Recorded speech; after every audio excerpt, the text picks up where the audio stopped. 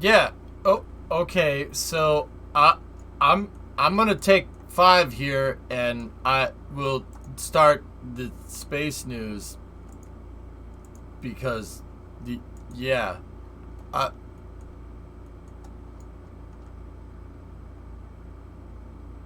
y- yeah. Yeah. Yeah. I'll be right back. Um.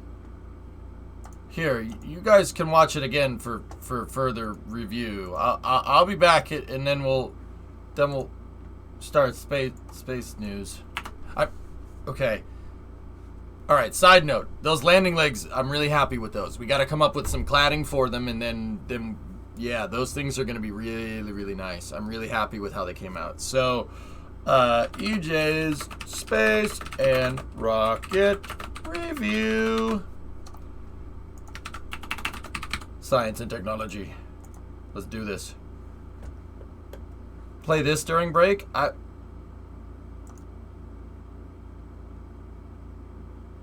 was just gonna play more of this so you guys can review it for science or something. Just yeah, your boy will be right back. I think I gotta go take some aspirin or something. So yeah, I'll be back in a moment. Enjoy. We will start space news.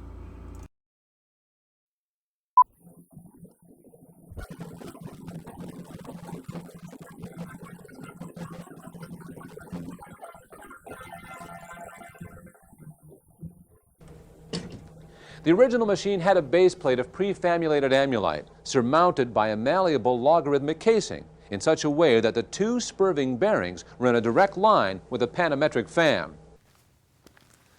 Yes, that was once me, extolling the virtues of retroencabulation. Now, I may not be the dashing young on-camera narrator I once was, but if history tells me anything, it's that the Battle of Hastings was fought in 1066. But that's not the point. The point is that encabulation has a rich, sumptuous history with a delicate, flaky crust, relatively unknown to emergent cybersecurity personnel. Allow me to elucidate. The discovery of encabulation was quite accidental when engineers in the skunk works at Mutual Polydynamics coupled a transcendental Hopper datoscope with a spiral decommutator via the application of anhydrous angling pins, resulting in a device that allowed frenetic mastication at alarming speeds. The device was kept secret for many years, owing to the horrific accident that occurred shortly after its inception. Howsoever, the U.S. Department of Defense and the National Guard soon realized its potential as a weapon of choice, leading to its next iteration, the hydroencabulator, which they nicknamed Fat Boy Slim. Understanding the grisly bare fact of the devastation that would result from its deployment, the project was retubed and transmogrified for industrial supplications.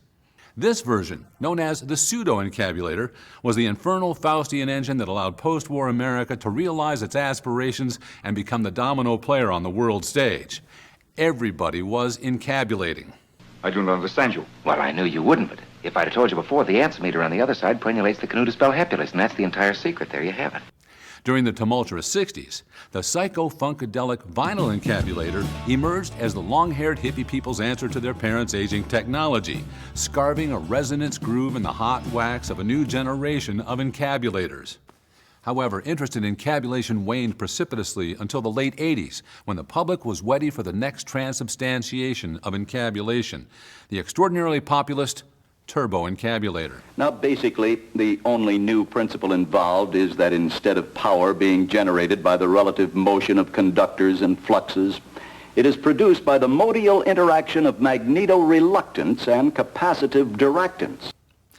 Which brings us to where we are today, floundering in the wake of the obscenely similar retroencabulator, featuring yours truly, living proof that leveraging existing assets is not plagiarism.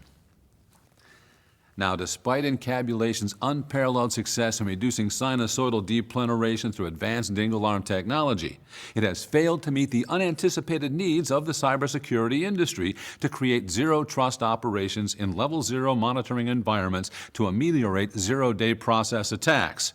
That is why, despite zero interest from industry, the SANS ICS security team has taken it upon themselves to develop an entirely new level of encabulation, unresponsive to the needs of the average consumer and undoubtedly without merit in terms of concomitant asynchronous communication with client-side connectivity.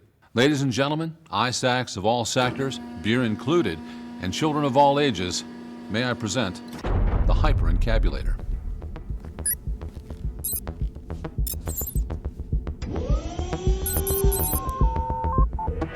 The Hyper-Encabulator is nothing less than a key ruminant in the advancement of retrograde phenomenology, by which we can achieve results that are plastic, spastic, and cynosynclastic without sacrificing both normative reality and AI-informed modalities. You'll note that the Hyper-Encabulator utilizes indiscrete modules, making possible virtualized environments that include PLC-controlled stand-up reheaters, as well as Retanium-based cloud benders. It also includes a dedicated OT Security Operations Center access panel, known as the sock drawer. The primary modules of the Hyper-Encabulator are stackable, DIN-rackable, and unhackable. And please note the complete absence of side fumbling, owing to the maintenance of tolerances allowing a tight conniption fit. Please take little note of this module. The open-source digital ghost daemon, which allows transparent OT invisibility owing entirely to the manipulation of airborne particulate matter and single-surface reflective devices. Or, for criminal infrastructure sectors where the dependability of supramotive Wendelsprecks is essential, our handsome ransomware hypervisor is perpetually alert to SQL injections of gates tracking chips and quantum IoT identification dots. Moreover, whenever a pen test is elected to assure the integrity of a safety instrumented system, our Purdue model modal module defeathers and plucks clean every proverbial fox in the henhouse and keeps would-be intruders wondering which metaphor got mixed first. As you can see, the Hyper-Encabulator has reached a high level of development. Whereas previous dissimilar devices operated under the concept of manumatic stressor reduction and macroeconomic supply chain SBOMs, the Hyper-Encabulator operates totally under the principle of colonic effluvium expulsion and audible gaseous eructations. Thomas Edison once said that invention was 10% inspiration and 90% perspiration. If that's the case, Thomas Edison should have invented deodorant. But I regress. In the near future, hyper-encabulation will ultimately replace all traditional cybersecurity safeguarding processes with osculating segmentation and entropic astrogation, making what was once thought to be impossible, probable. At SANS ICS Security, when we're not innovating, we're encabulating.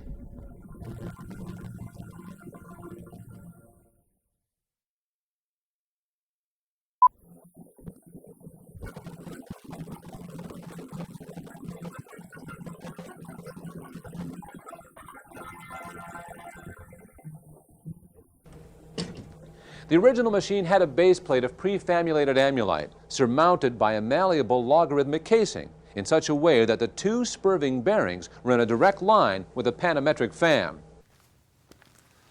Yes, that was once me, extolling the virtues of retroencabulation. Now, I may not be the dashing young on-camera narrator I once was, but if history tells me anything, it's that the Battle of Hastings was fought in 1066. But that's not the point. The point is that encabulation has a rich, sumptuous history with a delicate, flaky crust, relatively unknown to emergent cybersecurity personnel. Allow me to elucidate. The discovery of encabulation was quite accidental when engineers in the skunk works at Mutual Polydynamics coupled a transcendental Hopper datoscope with a spiral decommutator via the application of anhydrous angling pins, resulting in a device that allowed frenetic mastication at alarming speeds. The device was kept secret for many years, owing to the horrific accident that occurred shortly after its inception. Howsoever, the U.S. Department of Defense and the National Guard soon realized its potential as a weapon of choice, leading to its next iteration, the Hydroencabulator, which they nicknamed Fat Boy Slim. Understanding the grisly bare fact of the devastation that would result from its deployment, the project was retubed and transmogrified for industrial supplications. This version, known as the pseudo-encabulator, was the infernal Faustian engine that allowed post-war America to realize its aspirations and become the domino player on the world stage. Everybody was encabulating. I don't understand you. Well, I knew you wouldn't, but if I'd have told you before, the answer meter on the other side prenulates the canoe to spell Hepulus, and that's the entire secret. There you have it. During the tumultuous 60s, the psycho-funkadelic vinyl encabulator emerged as the long-haired hippie people's answer to their parents' aging technology, scarving a resonance groove in the hot wax of a new generation of encabulators.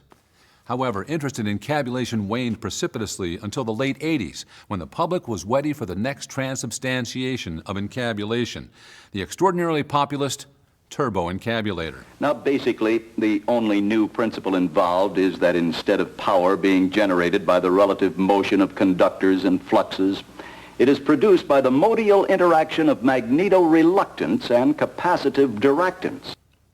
Which brings us to where we are today, floundering in the wake of the obscenely similar retro encabulator, featuring yours truly, living proof that leveraging existing assets is not plagiarism. Now, despite encabulation's unparalleled success in reducing sinusoidal depleneration through advanced dingle arm technology, it has failed to meet the unanticipated needs of the cybersecurity industry to create zero-trust operations in level zero monitoring environments to ameliorate zero-day process attacks. That is why, despite zero interest from industry, the SANS ICS security team has taken it upon themselves to develop an entirely new level of encabulation, unresponsive to the needs of the average consumer and undoubtedly without merit in terms of concomitant asynchronous communication with client-side connectivity. Ladies and gentlemen, ISACs of all sectors, beer included, and children of all ages, may I present the hyper-encabulator.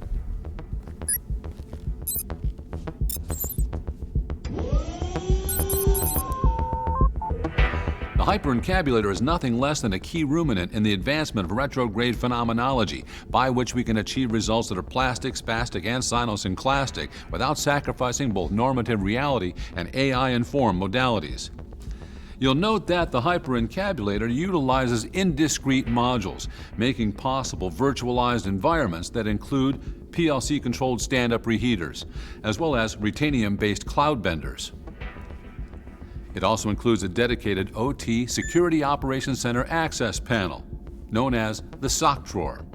The primary modules of the hyperencabulator are stackable, DIN-rackable, and unhackable. And please note the complete absence of side fumbling, owing to the maintenance of tolerances allowing a tight conniption fit. Please take little note of this module.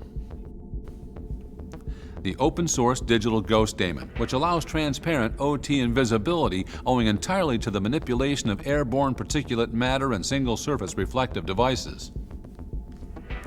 Or, for criminal infrastructure sectors where the dependability of supramotive Wendelsprox is essential, our handsome ransomware hypervisor is perpetually alert to SQL injections of Gates tracking chips and quantum IoT identification dots.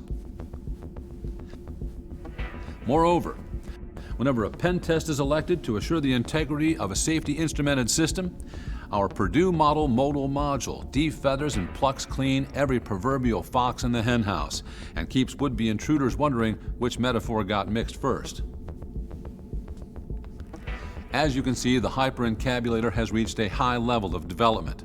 Whereas previous dissimilar devices operated under the concept of manumatic stressor reduction and macroeconomic supply chain SBOMs, the hyperencabulator operates totally under the principle of colonic effluvium expulsion and audible gaseous eructations. Thomas Edison once said that invention was 10% inspiration and 90% perspiration. If that's the case, Thomas Edison should have invented deodorant. But I regress. In the near future, hyperencabulation will ultimately replace all traditional cybersecurity safeguarding processes with osculating segmentation and entropic astrogation, making what was once thought to be impossible, probable. At SANS ICS Security, when we're not innovating, we're encabulating.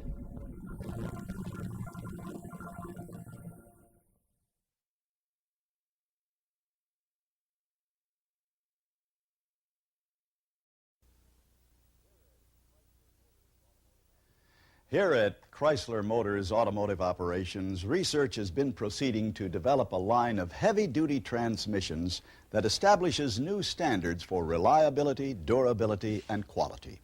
With customer needs as our primary focus, work is proceeding on the crudely conceived idea of an instrument that would not only supply inverse reactive current for use in unilateral phase detractors, but would also be capable of automatically synchronizing cardinal gram meters. Such an instrument is the turboencabulator.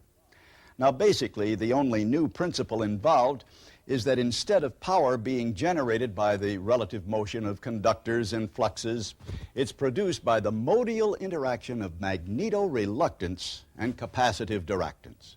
The original machine had a base plate of prefamulated amulite surmounted by a malleable logarithmic casing in such a way that the two spurving bearings were in a direct line with a panometric fam. The latter consisted simply of 6 hydrocoptic Marsal vanes so fitted to the ambifacient lunar wane shaft that side fumbling was effectively prevented. The main winding was of the normal Lotus O delta type, placed in panendermic semi-boloid slots of the stator, every 7th conductor being connected by a non-reversible tremie pipe to the differential girdle spring on the up end of the gram meters. The turboencabulator has now reached a high level of development, and it's being successfully used in the operation of Nofer-Trunnions. Moreover, whenever a fluorescent score motion is required, it may also be employed in conjunction with a drawn reciprocation dingle arm to reduce sinusoidal depleneration. Thank you. Thanks, Bud. Now that we know how the turboencabulator works, let's take a closer look at its diagnosis and service. For the purposes of obscurity, we have removed the casing to expose the heart of the turboencabulator, the magneto-reluctance modial interactor. Since little or nothing is known about the principles involved in magneto-reluctance, diagnosing faults can be a problem. Connect a DRB2 to the aft end of the MOXIE interrupter using special adapter WUPD2, making sure the osmolality of the phase detractors is not extrapolated. Begin the test by selecting model year, transmission systems, and turboencabulator run test. Yep. If there are any system faults, they will be displayed in secret code on the DRB2 display. It's a simple head code. Anyone can catch it. The most common fault is sigmoid rumbling below the belt line, which the customer will refer to as a burping or even a hiccuping noise. To service this fault, refer to the Turboencabulator Diagnostic Procedures Manual and Songbook and perform test TE10. Songbook. Using the Geiger scale on the DRB2, measure the Roentgen output of the capacitive reactance flux muster. If it is above 10 RGs, replace the unit. If it is below 10 RGs, you will be directed to perform a series of tests that will effectively raise the billable hours for the service department, but will perform no other useful function. All other faults should be treated as if they do not exist, and the customer should be told that the burping or hiccuping is normal and is caused by too much gas in the fuel system. Well, that's about it for this month's Master Tech. Be sure to watch next month when we'll Too much gas in the fuel system. Oh, okay. cover ashtray and cigarette lighter operation, diagnosis, and repair. See you then.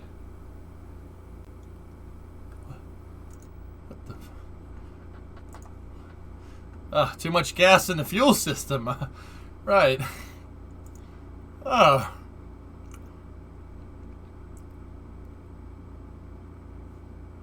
Welcome to Space News, I think.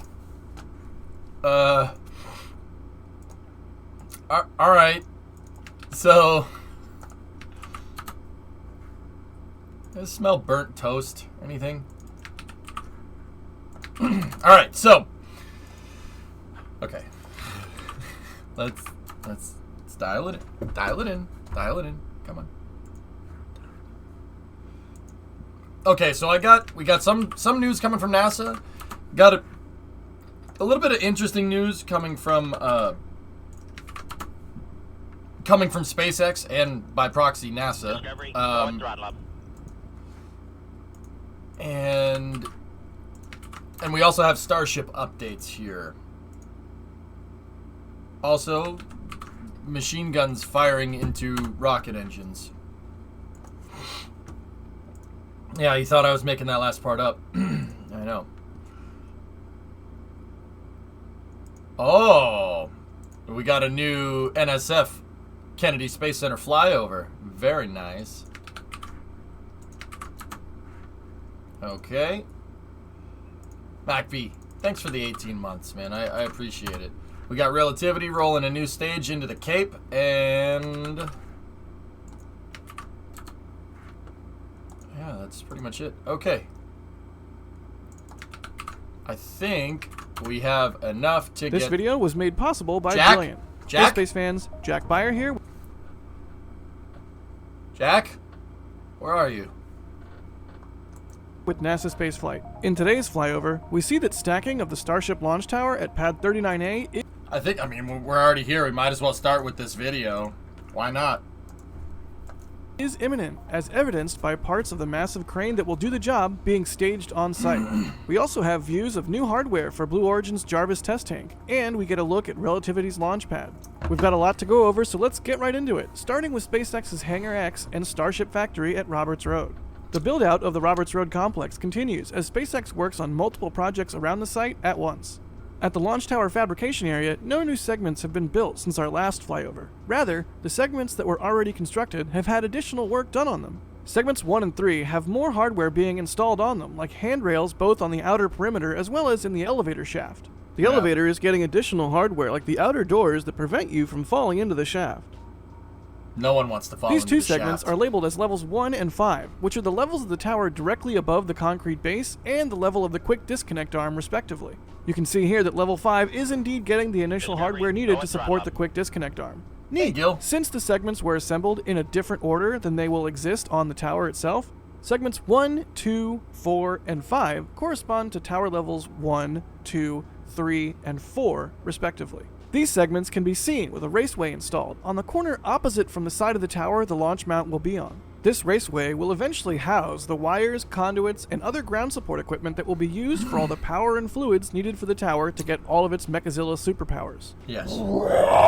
And support a Starship launch. Even though no new tower segments are visible under construction in this flyover, we can see that that will change soon with the presence of parts for another segment being staged nearby. Work also continues on the GSE pipe sections by the tents, with some already having been joined together, and the addition of even more insulation than was seen on the last flyover. Yay, progress! Speaking of progress, the foundations for High Bay 3, or the Cape Mega Bay, or whatever you want to call it, have been seen with concrete poured over the rebar that we saw laid down in our last flight. We can also see cross bracing for HB3. See, HB3 has a good ring to it. Stored by the GSE pipe production area up north. These cross braces will go in between the main steel columns and beams for added structural reinforcement. Then, all of that will get covered by the panels that form the external facade of the building. Next door from here, the foundation work on the Starship Factory is progressing, with the pile driller doing more work near Roberts Road itself. On the more cosmetic side of things, Hangar X is having some work done on its east side, with a concrete walkway and some groundwork underway. This is not too surprising now, though, because Elon recently shared a render of how Roberts Road will look once all the major work is done, and that cosmetic work can be seen on the same corner of the Hangar X building. We can also see the opening for vehicles to enter and exit HB3 will be on the north side of the Star Factory, and the Star Factory will feature 2 different roof heights, likely to accommodate nose cone and payload bay stacking. That's about it for Roberts Road this week, but be sure to stay tuned for future flyovers so that we can keep track of all the progress at Starbase Kennedy. Speaking of, can we make Starbase Kennedy a thing? Please? Alright, moving on to SpaceX's Launch Complex 39A, where the starships built at Roberts Road will launch, we can see that all of the legs for the Starship launch mount are in place. In our last flyover, only 3 of the 6 were up, so it's nice to see that rapid progress there. But don't get too distracted by the legs. You guessed it, that's a crane base. This is the first time we've been able to spot the giant crane that will help build the infrastructure for launching and landing Starship rockets at 39A. In the coming weeks and months, we should be seeing more parts of this crane delivered and assembled. It remains to be seen what kind of crane will be used, but potentially it could be an LR-11350, the same type of crane we saw used for tower assembly in Starbase Boca Chica. It could even end up being the successor to Frankencrane, or as I'll call it, Frankencrane 2 Electric Boogaloo. I know you saw that coming. Given the arrival of the crane at 39A and the state of the launch tower segments at Roberts Road, rollout of those segments to 39A and stacking on the concrete base could be very soon. Speaking of the concrete base, it looks like the remaining concrete pour needed to complete it has occurred.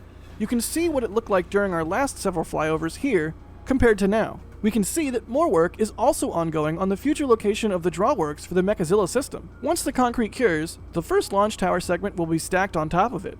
Wood cribbing, or crane mats, thanks again to the Starship fan who found me in Boca Chica and told me their name, can be seen stored by the two tents south of the launch mount. These will be used as a surface for moving and distributing the weight of whatever massive crane ends up being assembled there.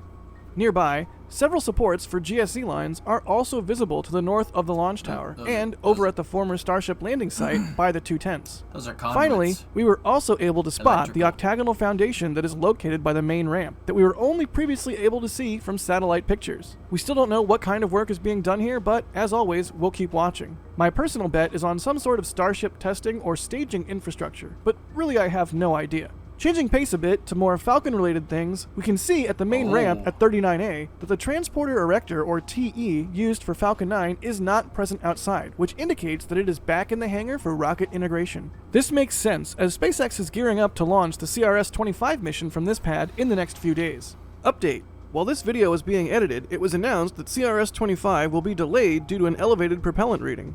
At SpaceX's nearby Launch Complex 40, however, the TE is still outside and it hasn't picked up the reaction frame yet.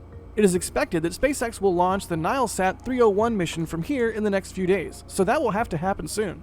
If you're curious, the TE is made of two main parts, the strongback and the reaction frame. The reaction frame is the piece that interfaces with the GSE and the launch mount on one side, the bottom, and at the other, the top, holds the base of the rocket as well as supplies power and fluids to the booster and up the strongback. The strongback allows SpaceX to move the rocket from horizontal to vertical and vice versa, and it also supplies power and fluids to the second stage, as well as purge umbilicals on the inner stage and the fairing. At launch, the strongback quickly disconnects from the reaction frame so that it is able to move away from the rocket and protect all of its important plumbing and wiring. For that reason, every time SpaceX has to get the TE ready for another flight, it needs to connect to the reaction frame, literally pick it up from the launch mount, and then roll it back to the hangar with it attached.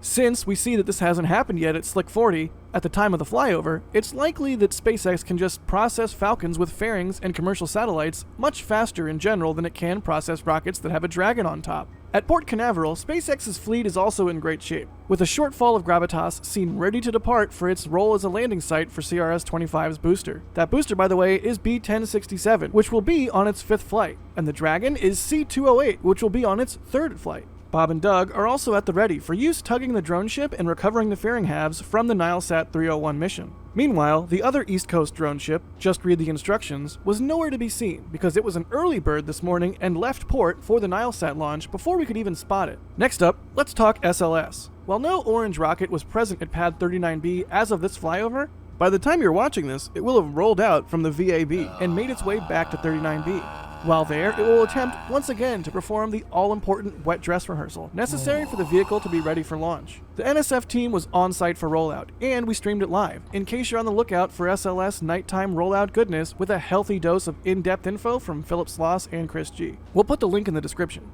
Next, over at Blue Origin, the 2CAT, or the second stage cleaning and testing facility, is close to completion. That is where New Glen's second stages will be, you guessed it, cleaned and tested. The 2CAT's roof is completely covered now, and the frame for the potential door entrance is also making progress.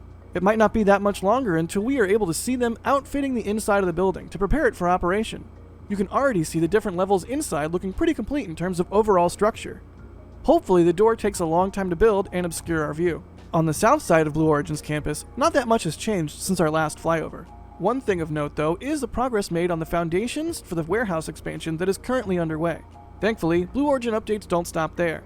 Over at their Launch Complex 36, there is another big development. Next to the hangar, you can see a barrel section just sitting outside. This is very likely to be the start of a second test tank for the Jarvis program. In case you forgot, Jarvis is Blue Origin's attempt to develop a reusable upper stage for New Glenn, similar to what SpaceX is trying to do with Starship. You can see their first tank prototype a bit further away from the hangar. While we don't have any confirmation of this tank being tested, we can see in Google Maps imagery that its stand is hooked up to the tank farm, which suggests that testing has taken place. It's fun to think about how the Jarvis program appears, at least externally, to be where the early Starship program was back at the start of 2020. It feels like ancient history and is exciting to think about where the Jarvis program might be in 2.5 years. Last up for Blue Origin is the fact that the transporter, which was previously present on the ramp to the pad, was rolled back to the hangar. While we have no knowledge of why that was done, it's at least hopeful that we might see a rollout of the New Glenn Strongback with the first stage Pathfinder to the launch pad in the near future. Everybody cross your fingers. Next up, out at Slick 46, we can see Astra's ground service equipment, as well as the container that Rocket 3 is being stored in after completing static fire last week. Final preparations are underway, leading up to their launch of the NASA TROPICS-1 mission. We can also see Relativity Space's Launch Complex 16, where the first Terran 1 first stage was delivered today as tweeted by founder and CEO Tim Ellis. Carrier has arrived. Always love a good StarCraft reference. This is an exciting step towards the company's first orbital launch attempt, which is planned for later this year. I cannot wait. Another thing I can't wait for is to tell you about our sponsor for this video, Brilliant. If you're anything like me, you learn this video possible. Well, that's it for this flyover. Make sure to also check out our daily videos from Boca Chica to stay up to date on all things Starship. And if you don't have time for that, then check out the update video we just released going over all the recent developments in Starbase. Furthermore, thanks to all our members that support videos like this. Without you, we couldn't do it. Alright, I'll see you next time. There was a lot of information covered there, guys. Like a lot of information. Let's go back. Discovery. They missed some stuff, goalie? Oh, yeah? Dude, who plays Protoss? Damn space wizards. Assad Templari. You know, and what do you do? You know, it's like seeing some fire bats and marauders just curb stomp a couple of zealots. You want a piece of me, boy? Jacked up, good to go. Rock and roll. Alright, so Zerg forever. Ew, that's fine if you have like a scat fetish or something. What? Your base sounds like me taking a dump, okay?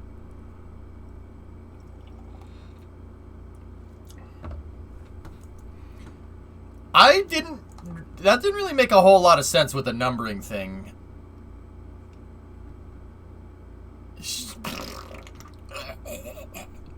That's what it sounds like. It sounds terrible. I don't understand the numbering. Like, I understand this part, but not the next numbering thingamajigger.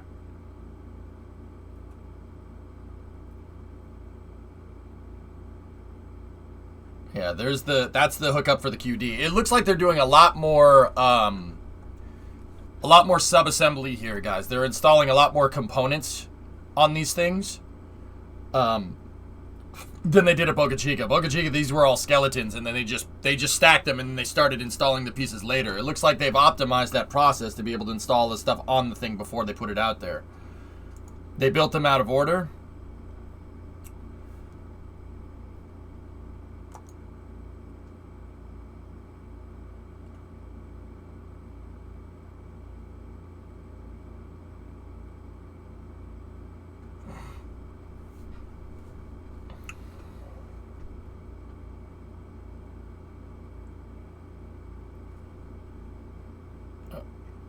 One, 2, 5, 3, 4. Okay. Oh, 1, 2. That says 1, 2, 3, 4, 5. That says 1, 2, 5, 3, 4. Okay, I see it. Yep. Yep. There should be what was the how tall is it at Boca Chica, fellas? It's 9 segments, right? They have spots for more, and then they have the jigs to make more of these things as well. Yeah, 1, 2, 3, 4, 5. It's amazing. I got the same combination on my luggage. Huh. All right. Well, those are the tower segments for the orbital launch mount. That's going to end up at 39A, like as Jack was saying. I mean, Jack was pretty damn succinct with all of this stuff there. The numbers on the rusty part. All right, goalie, what do you got for us? I mean, Jack actually did cover most of the space news for the day here. Just one tower at the Cape? I'm not sure. Oh, yeah. Yeah, okay, goalie. I got you. Sweet. Alright, let's see what else. For all the power and fluids needed for the tower to get all of its Mechazilla superpowers. And support a Starship launch. Even though no new tower segments are visible under construction in this flyover, we can see that will change soon with the present Okay, W. of parts for another segment being staged nearby. Yep. They're gonna build out all the segments first, and when they're good to go, they're gonna go stack it. Yep. Yep, they're already doing some fabrication, some pipe fabrication here. So if you're wondering why these things have all these bends in it, there's two reasons for that. One is for thermal expansion. You're gonna move cold propellants up these things, and you can get, the pipe can expand and contract. Basically, like if you picture, I don't know how to do this, the pipe like this, if it's just like that, it's gonna, you know, it's gonna expand and contract, it's gonna be like this. But if you put that little loop-de-loop in there, right, it'll do this instead. That's there for thermal expansion. That's why they put these elbows in the pipe. Now, there is another reason. You don't want to make a hydraulic hammer. The thing is that if you have a long straight pipe, you can accelerate the liquid through the pipe, and by the time it gets to the end of the pipe, if it turns, there's going to be hydraulic pressure that pushes on the end of the pipe. It's like the water has momentum. That's called a water hammer. If you live in an older building, you know exactly what this means. When you turn the faucet off, it goes, it makes a noise. That's a water hammer. Older piping systems don't have stuff like this. So they put this stuff in to, you know, one, for thermals, and two, so you don't make a hydraulic jack out of your pipes. Jack's narrating. Yay, progress. Yay. Progress. The foundations for High Bay 3, or the Cape... The QD and catch arm are starting to show up in a location. Oh, cool.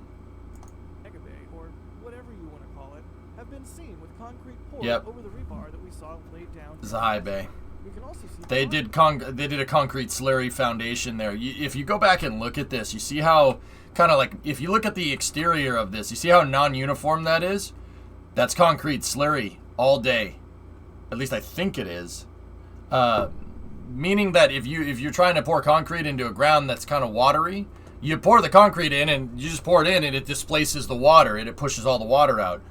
I'm not sure actually though, now that I'm really looking at this, if this is concrete or not. I know that the pilings there are definitely concrete. Those were made with concrete slurry, but this could be just Discovery. this could be just sand. But I don't know.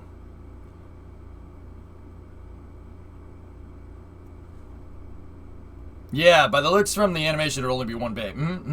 If you have a steam heating system, it's called creepy clanging. You hear it in your pipes. Yeah, yep. The Kennedy Wide Peepo Bay. Indeed. Yep. So this is going to be the High Bay, or wide. Yeah, I like Wide Peepo Bay. last flight. We can also see Yeah. cross-bracing for HB3. See, HB3 has a good ring to it. Stored by the GSE pipe production area up north. These cross braces will go in between the main steel columns and beams for added structural reinforcement. Then, all of that will get covered by the panels that form the external facade of the building. Next door. It could be crushed limestone, Uncle, but yeah, you might be right. Yeah. We know that there's a lot of limestone chunks in this soil. I went and found the plans and looked at the core samples. You have dark sand on the top, then limestone chunks, and then underneath that you have really, really light sand. The really, really light sand, I think, is limestone. It's limestone base, so it's porous rock. So if you crush it down, right, this is geologist stuff, right? This is like, if you wonder why people go and get geology degrees, it's for stuff like this, so you can plan the ground that you're building on so it doesn't fall into the swamp. But the fourth one, lad, that stayed up. Oh, but Father, I don't want to crush limestone. I'd rather say... No, you're not bringing up a song in here. Anyway, so, yeah, Bedhead, I think it's something that's compacted, right? Because that building's going to be gigantic. It's going to be really heavy. From here, the foundation work on the Starship factory is progressing. The pile driller Taylor doing more work near Roberts. See, they scraped off all the topsoil and got it down to this. They scraped out off all the limestone chunks. You could still see some of them over there. They scraped off the topsoil, which was dark. You could see some of it right there. And they scraped down to this stuff. And then they dug out a retention pond. And the good sand, the compacted sand that they used for the retention pond, they went and graded this with. I've been following this for since they started making it. On the more cosmetic side of things, Hangar X is having some work done on its east side with a concrete walkway. They dig out the sand, and the sand that's underneath the topsoil, this light stuff, is really, really, really good for, I guess, building. I don't know what it is. I think they said it was crushed, it was compacted or something. I forget, dude. Because Elon recently shared a render of how Roberts Road will look once all the major work is done. Yeah. And that cosmetic work can be seen on the same corner of the Hangar X building. Yeah, look at this thing. Yep, there's that retention pond. Right over here is where they're building the tower segments. So it looks like they might just be building one tower, but also that is a big factory.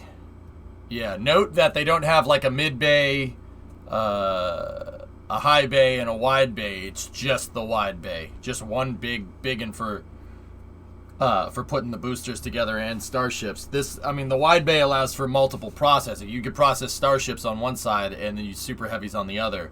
Remember that if this is an exact copy of the one at Boca Chica, there's 2 gantry cranes in there.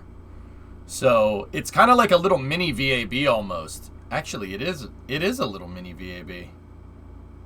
It's almost the exact same design, only there's no doors on the outside. There's only one way. Everything goes in through the transfer aisle. Where would be that link to Elon's update with its animation, please? On Twitter, Jen. Yeah, it's on Twitter. We can also see the opening for vehicles to enter and exit HB3 will be on the north side of the Star Factory, and the Star Factory will feature 2 different roof heights, likely to accommodate nose cone and payload bay stacking. That's about. Yeah, something interesting to look at here, guys. We've been trying to think like how they're gonna move starships around. Like, where are they gonna move them to? How are they gonna get them to the pad from here? Well, obviously these transport stools show that it's pretty much self-propelled modular transporters. Just drive underneath a thing and move it. But there's a huge concrete pad that they're gonna make right there. That's where the pipes, those elbow-shaped pipes are right now. It's pretty dang clear with how they have the integration set up here that this is all they're gonna move starships on this heavy road, which kind of is basically what we've been thinking. They're gonna move it on these heavy roads right here. Part of the factory is a little bit taller for making payload bay and nose cone segments in one piece, which is very interesting. Because you got to remember, Starship is going to have a mod like this front. You'll be able to configure it, right? So, some of them will be a Starlink dispenser. Some of them are supposed to be like a lunar lander, right? Like, there's supposed to be a bunch of different things. It's kind of crazy to me because this thing is like the size of Michoud. This is about the size of the facility that builds SLS, and that was used to build external tanks before that, and Saturn V first and second stages, which is unbelievable. It is just an insane scale here if you look at the cars and stuff. Yeah, this road is strong enough, goalie? Cool. Good to know. That's about it for Robert. Yeah, see that one. The one that we kind of thought, because there's a weird radius on this road right here on the edge. There's a weird radius. It's non-uniform to this side, implying that something big is going to go around this corner and go here. Just like if you look right here, there's a weird radius right there. That radius is about the same as that one per the building plans. So that tells me that starships and super heavies will be made here, then they'll turn here and go down this way, or they'll go across here and go this way. I don't know. I'm not exactly sure. Where did they build the shuttle at? Not Plant 42. They built the space shuttles in Palmdale, California. We already have the path planned out, goalie? Is it what I'm saying it is, or what constitutes a strong enough road? Is it thickness or is it material? The subgrade really has a lot to do with it, Spoon. Industrial roads, you'll probably know this. Industrial roads favor concrete with a thick subgrade. You have a lot of concrete roads where you are. There's a very good reason for that. They hold up the trucks a lot better. But it's all about the foundation that you make for the road, what's called a subgrade. The roads in Michigan have very, very thick subgrades because they're designed to move heavy traffic. That's why your roads are concrete. That's why a lot of your roads are concrete. That and concrete is inexpensive. But yeah. Yep, the will be SPMT base. They're hiring an operator right now. Well, that's good to know. Yeah, so it's about what's underneath it. And if we really want to get technical and you want to go into geology, what that subgrade, it's not just how thick it is. What is it made out of? What is the subgrade made out of? You're going to use gravel? Are we going to use granite? Are we going to use limestone? Quartz? What do you think? What would be a good one? Who knows? Who knows their stuff? What would you want to make a road subgrade out of? Would you want to make it out of quartz? Yeah, there you go, Dragon. Yep. You want to make it out of my mother. That's good. Got him. If you're making jokes about my mom, the joke is truly on you. Hey, Zay, what's going on? I think I'm going to have a blessed rocket for you today instead. Limestone. Unless it's compacted, I wouldn't want to do that. Limestone is super porous. It's, so is quartz for that matter. It's really easy to, it crushes really easy. That's why they use it on the crawler way, right? So, Cheeto dust. Yeah, you'd want to use some type of harder rocks. Something that doesn't compact.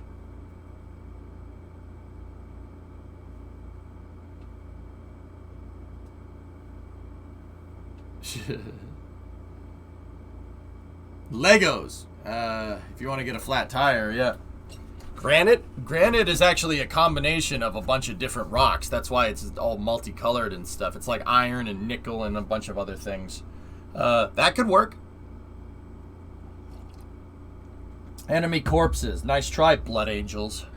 Anyway, yeah, you'd want a thicker subgrade made out of something that doesn't crush as well. Like, iron ore actually would be really good. Yeah. Marble? Marble is easy. Marble can be crushed pretty easily, but it is pretty damn strong. You'd need granite. You need something like granite, but it'd have to be made out of the right stuff. But be sure to stay tuned for future flyovers so that we can keep track of All all right, the let's progress keep going of in the Starbase video. Kennedy. Speaking of, can we make Starbase Kennedy a thing? Please? Alright, moving on to SpaceX's Launch Complex 39A, where the Starship's built and Roberts Road will launch. We can see that all of the legs for the Starship launch mount are in place. In our last flyover, only 3 of the 6 were up, so it's nice to see that rapid progress there. But don't get too distracted by the legs. You guessed it, that's a crane base. This is the first time we've been able to spot the giant crane that will help build the infrastructure for launching and landing Starship rockets at 39A. In the coming weeks and months, we should be seeing more parts of this crane delivered and assembled. It remains to be seen. There's CT2 right there. Or that might be CT1. Not sure. What kind of crane will be Yeah, used, CT1. but potentially it could be an LR-11350, the same type of crane we saw used for tower assembly in Starbase Boca Chica. It could It's definitely going to be something like that. These tower segments are they're gonna be way heavier because they're gonna have all the stuff built onto them. All the pipes and everything are gonna be added to this. So you're gonna need a crane that big, if not bigger, because if that thing can move those segments just fine. But these segments are going to be way heavier from all the plumbing and electricity and commodity moving lines. So I'm going to go ahead and guess that it's going to be a power boom like this. Or 2. Yep. You're going to need something because these segments are going to... You're going to need something as big, if not bigger than this, Goalie, right? Because these segments are super freaking heavy.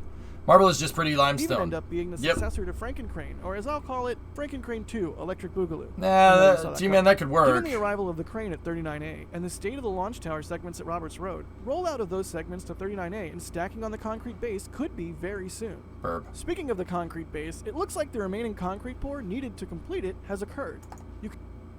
You can see what it looked like during our last several flyovers here compared to now. All the stilts are up for this thing too. It also looks very much like they're not going to have those extender pieces here. That's just going to be flat, like it's just going to be right to the base, but I'm not sure.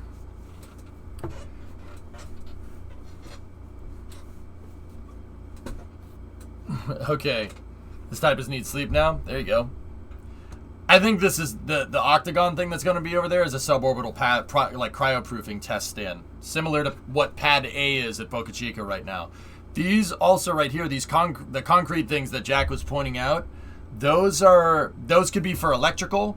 They could be electrical conduits. They could also be for drainage. They're prefabricated concrete segments that you'd use for a bunch of different things. You could use them for electrical if you want. There's the railroad ties right there. They put down slabs of wood to spread the load of the crane so the crane doesn't sink into the ground. As a note, Professionally, the tower segments at Boca Chica were close to 400 metric tons. Yeah, these things are going to be heavier. You're going to need a bigger crane.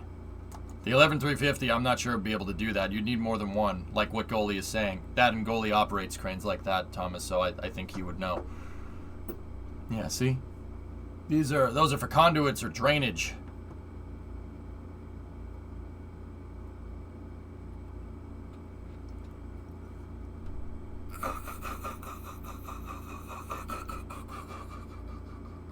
Discovery. Hey, Mig. Welcome to Mission Control. You go with throttle up. Thanks, buddy. Guys, something that Jack didn't say in the narration here. Okay, you see this crane right here? That crane is used for configuring the reaction frame that Jack was talking about. He's talking about the reaction frame here. The reaction frame, as he said, is this component. See that gray component right there? Well, that gray component can be reconfigured. Well, why does it need to be reconfigured? Well, give me a moment. For launching a different type of rocket is the end of that sentence. Big. If they want to launch a Falcon Heavy from this pad, you got to configure it so it can accept 2 more Falcon 9s port and starboard. So, that's what that crane is at the edge of the pad right there. That's for reconfiguring the reaction frame if they need to. Now, it's important to look when they zoom out. Take a look at this. Hang on a minute. There's another crane over there. There's another crane. What's that crane doing? If that one is right there, that one right there is to configure the reaction frame, and they have a telescoping crawler that's building the big crawl, the lattice crawler crane. What's that sucker doing?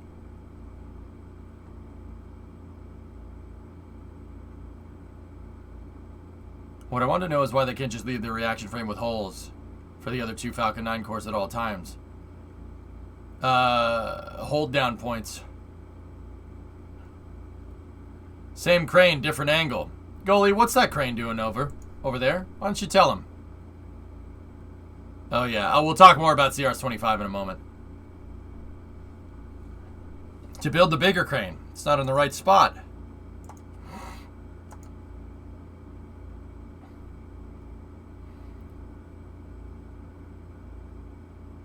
It's to build a building. Yeah, I wonder what they could be building over there. I can't believe NSF missed this. Can't believe they missed it. We know that per the NSSL Launch Services Procurement contract that SpaceX is going to have an integration facility there. The new VIF for it. Thomas, I'm looking for the picture. There it is. I got it. So 39A is going to look like this. It's going to have a vertical integration facility to be able to vertically integrate payloads on Falcon Heavy. This piece of equipment will be on railroad tracks and it will move back and forth similar to Delta 4.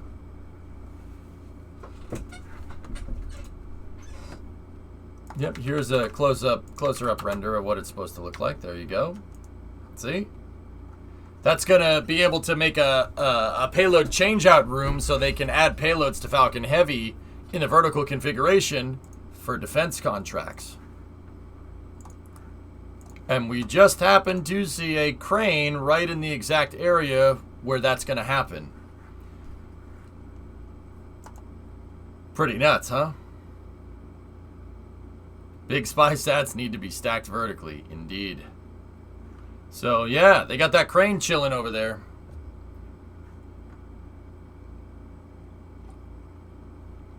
Yep. It looks like that's 40. Jack was talking about the integration over there. They're finally working on the MST. I don't know that for sure, Demo, but I think that would be a pretty prudent thing to guess, judging by this picture right here. Like, there's a crane over there. You're not going to need a crane that big to reconfigure the reaction frame, dude. That crane's over there. That crane is over there to start building the tower.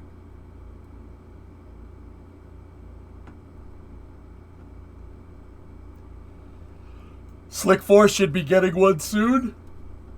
Yep. Yep. Discovery, go and throttle up. Hey, Dr. Pork, 26-month resub. Yeah, we'll talk more about CRS-25 in a second. Let's keep going with the footage. Yep, see? There's the reaction frame. It's configurable.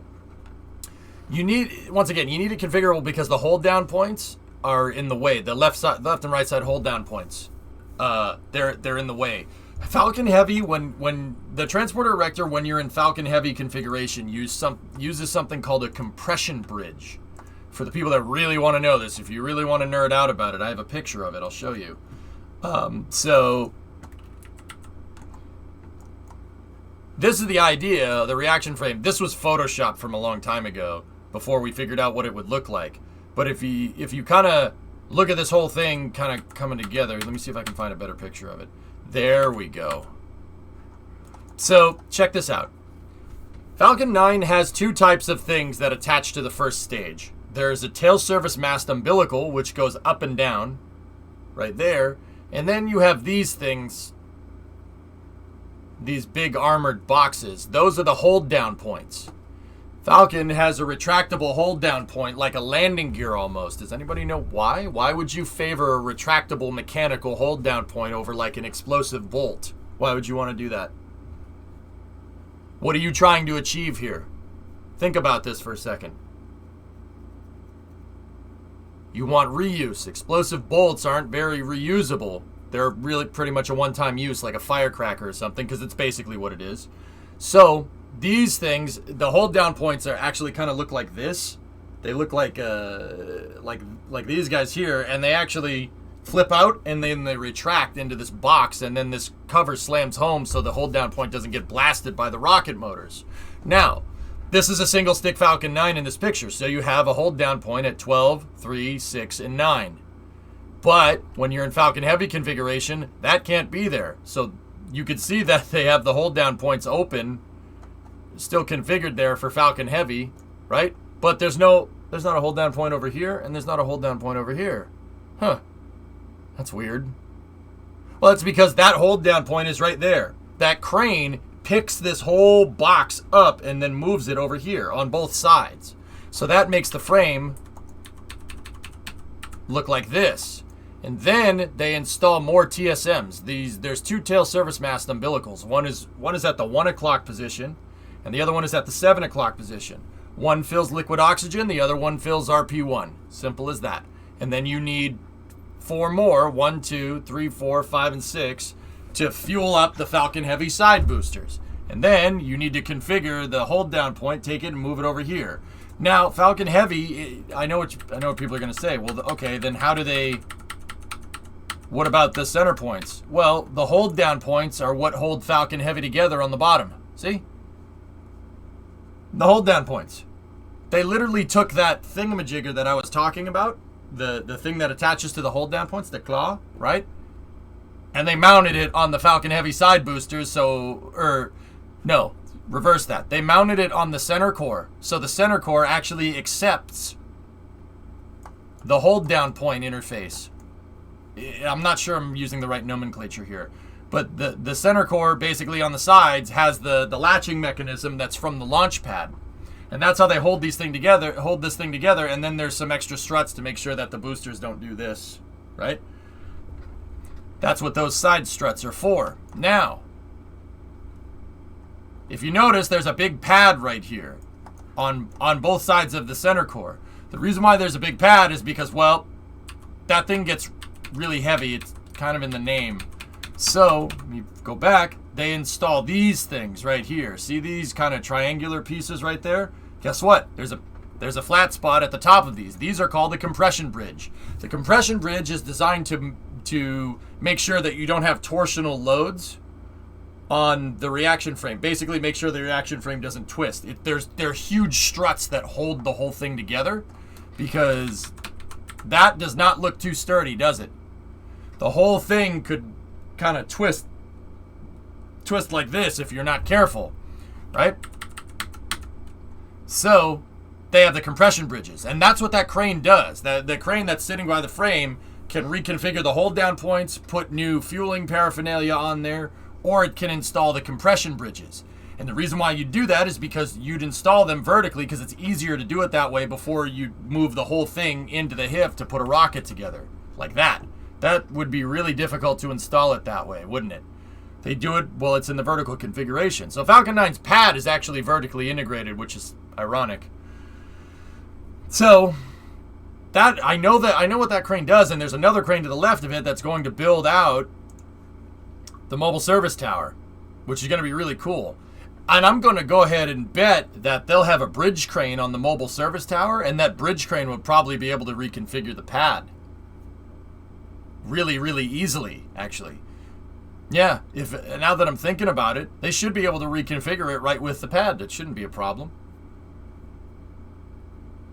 So by vector addition, the system is designed as a diagonally integrated system. Don't hurt my brain like that again. My brain was already burnt today by the freaking hyperencabulator. Freaking watching that hyperencabulator, my brain's making this noise.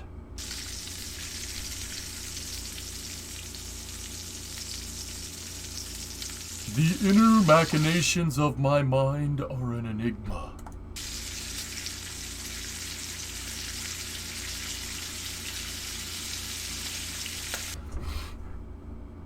Well, we're on the topic of Falcon 9 and Heavy. How do they lock the landing legs in position and unlock them? It's a locking collet.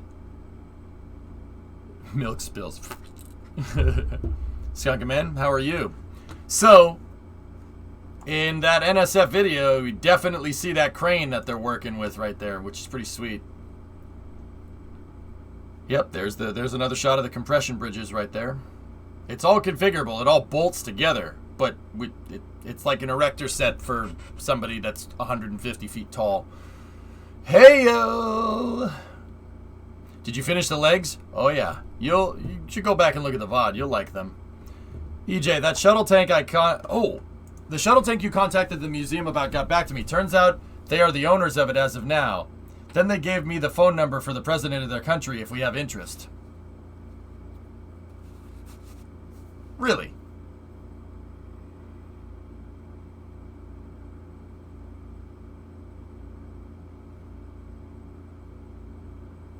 Really?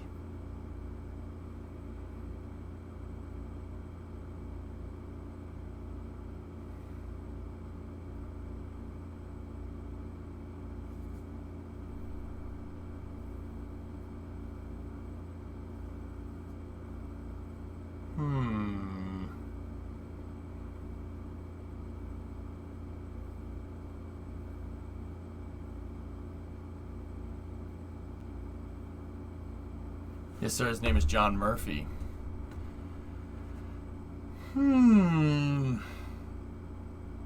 How much, Moto? How much does he want it for?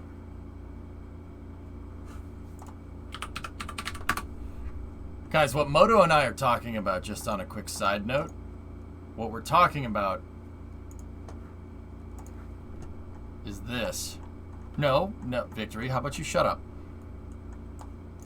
If we go up here and you go right here to this port right here, there's something of use that you might like.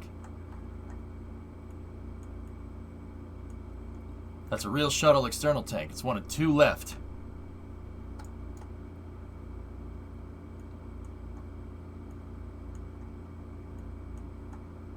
No, bad. Why is it bad? What are you talking about? What are you talking about? We'll just move it. I know people. We'll just move it. Moto, should we go full 9? Should we Is it for sale? Because what I'm thinking is we figure out the price, and if the price is reasonable, we'll crowdfund it, and then we'll donate it to a museum. Goalie, you know a guy that can pick it up. Good. Yeah, that external tank belongs inside a museum. Guys, that's what I'm talking about. I'm not talking about buying this thing. I really don't like seeing space hardware, particularly flight hardware, sitting outside rusting. That pisses me off. I don't like it. So, what I'm thinking is, if they're not going to do anything with this, I'll crowdfund a freaking purchase of this damn thing. I'll figure it out. And if we crowdfund the purchase of that damn external tank, I'll buy it and we'll donate it to a museum. Send it to Pima? Pima would be a long way. Have you seen this nifty live updated Starbase map? No, but I do like it. Which museum though? I don't know. We'll figure it out. Make sure to find a museum that wants it first. Yeah. Or maybe we'll start our own museum. I don't frickin' know if that's what needs to be done. It belongs next to the SR-71 in the space shuttle. Tico would take it? You think so, goalie? Go and throttle up. That belongs in a museum. Oh, I agree. You think Tico would take it, dude? Goalie, I'm serious about this. I don't like seeing space hardware sitting outside. I will do whatever I need to do to get that tank inside or get it to somebody that cares for it. I would, but bringing it up to Massachusetts is a little bit, probably not in the cards. I'm out and about right now, but when I get home, I'll see about getting a price on it. All right.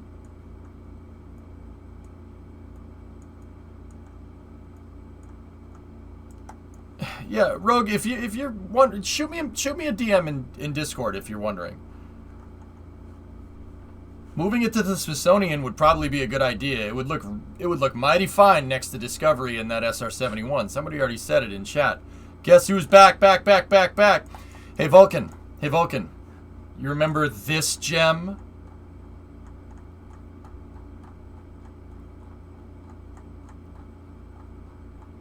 Is there a link to the Discord? Whoop. I might have a lead on it, dude.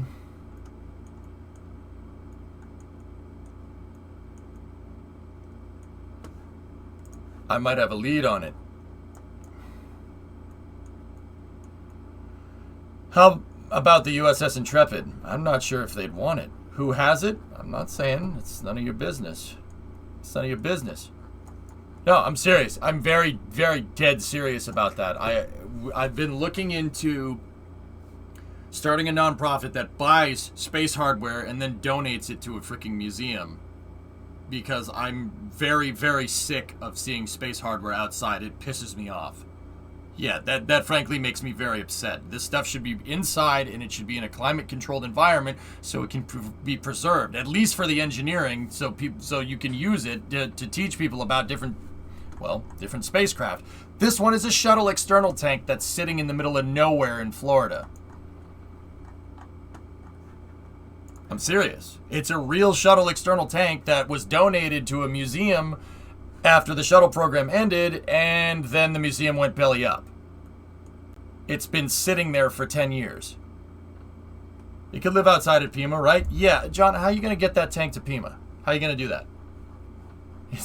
I don't think that we could get it to Pima. I don't think we could, unless somebody wants to carry it on the back of a 747. That could get expensive real quick. Street view it. It's still in pretty good shape. Yeah, of course it is.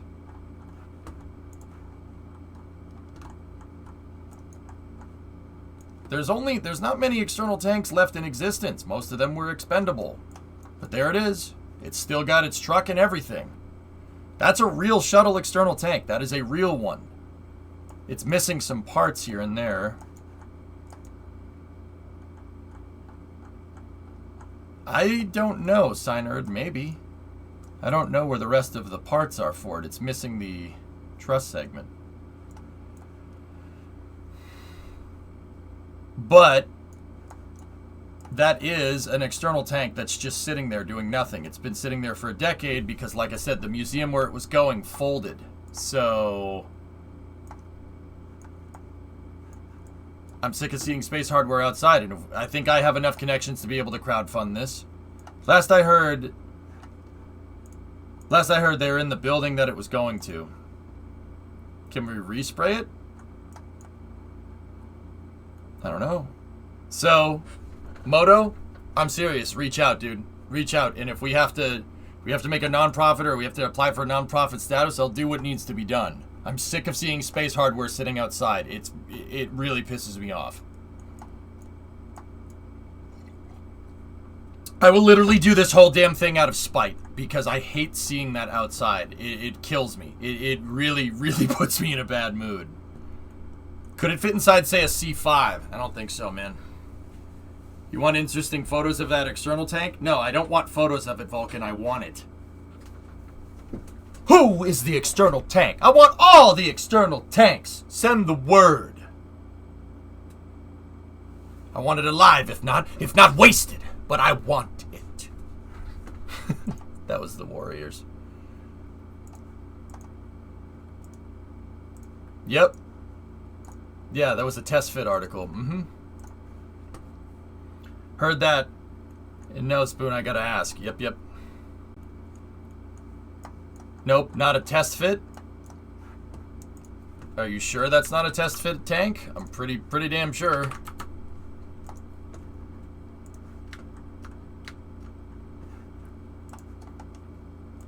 First production tank article. It was used for test fits, but it damn near flew. How is that different than what I said?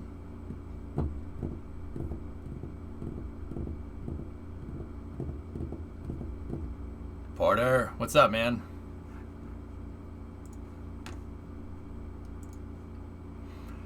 So, Moto, reach out. What's the price? I mean, I know they got it for nothing. They bought it for $1. They had to pay for the transport costs.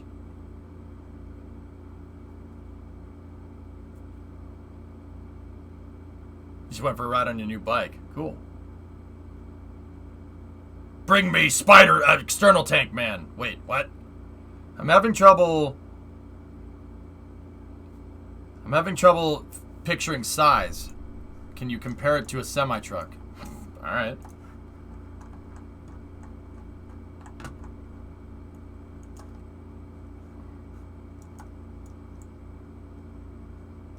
So that's a trailer right there, and those are two semi-trucks. Yeah, Victory, I know a transport company.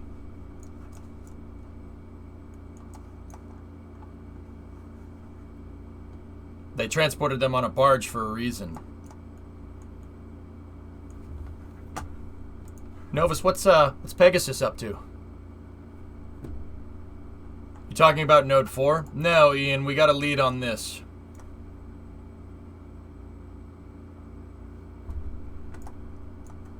ET serial number 1. That could totally be an addition to your garage. Dude, that is bigger than my house. I don't know, ULA got their hands on it a while back, though. EJSPCA is back. Dude, I'm serious about this. I really am sick of seeing this hardware outside, and honestly, the tipping point was seeing that Saturn 1 stage get scrapped. That just infuriated me beyond all. Like, I am very disappointed. And if it's one thing I do not like to be, it is to be disappointed. They used it to transport either an Atlas or a Vulcan, so it's not solely NASA use. Yep. If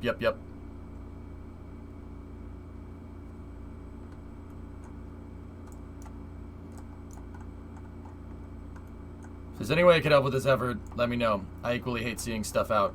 Alright. I agree, RJ. Yep. Solution to the ET. Being bigger than your house. Make the ET your house.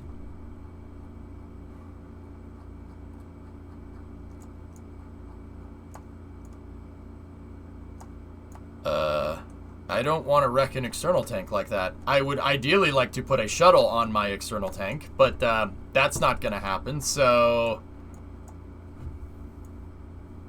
But we will prevail. We will prevail, yes, absolutely. Oh, hey, Hellfish, like I said, I know people. And I don't mean to flex, but I know people. I'll find him. We gotta go ask around, find a museum that wants it, and then give it to said museum so they'll take care of it. I'm sick of it seeing outside. I'm sick of seeing it outside. It's just infuriating. That and node 1 or node 4, that should not be outside. I can't believe that's on a government auction for $300. That's very annoying. I would put money on Tico taking it. Okay. You think they would?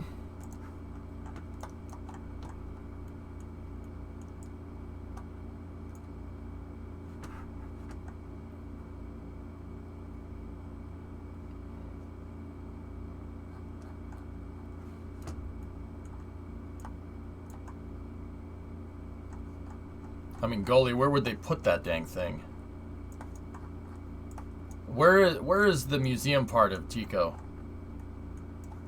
We gotta find out what happened to these SRB casings that were on display with the tank for 20 years.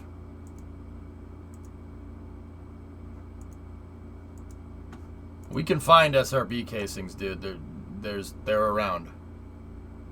Northeast. Oh yeah. Yeah, that's definitely them. Thomas, look what's sitting out in front. Oh yeah.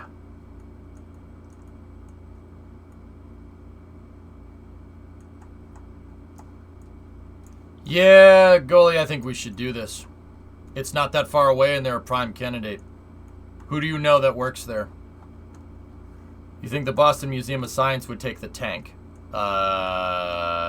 Maybe? Probably not. It's too big. Vinny, that's right around the corner from your grandparents' house. Cool. Cool, W. Guys, there's space hardware around all over the place, if you know where to look. Could the Udvar Hazy Center take it? How are you going to get an external tank to Dulles Airport? Remember, guys, I have pull, but I don't think I have that much pull. Dulles Airport is right there. So if we're going to move it there, it would have to be done by barge. Could we get... Where's the closest heavy loading dock here? It's up DC. That's probably not a good idea.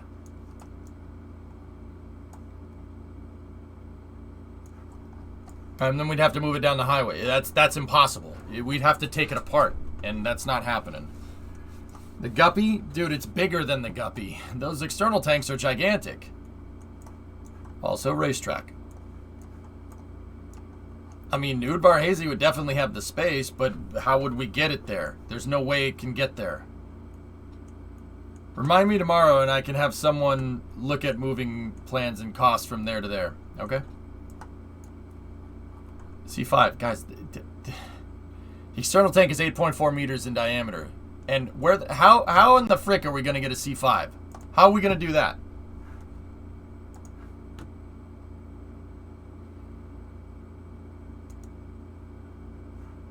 Alright, back to Jack's video. We borrow one.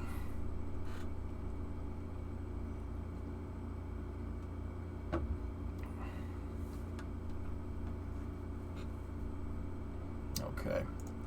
So here's a shot of the port here. There's some fairings sitting over there. But yeah, guys, I'm looking into doing that. I want to do that because I hate seeing space hardware outside. It's infuriating. Air Reserve does training stuff like that all the time. Dude, there's no plane for the Air Reserve. Dude, guys, I don't think you realize how big that damn external tank is. Here, let me refresh your memory.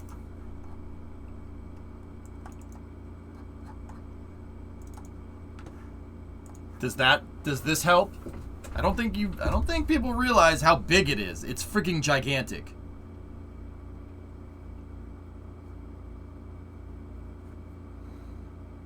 Note Crown Vic underneath it. That's not a small car. That's a big, full-sized American car. And you could fit like 20 of them inside of the external tank.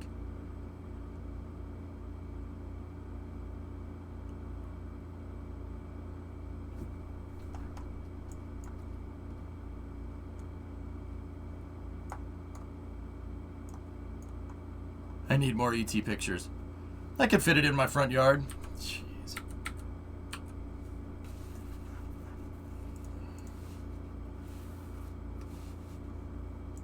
So, I don't know how, but let's take it one step at a time. Moto, reach out and see. I'm dead serious about this.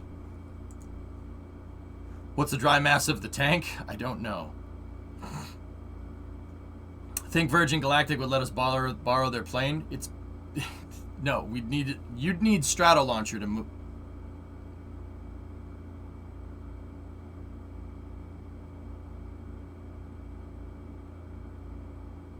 Discovery, go at throttle up.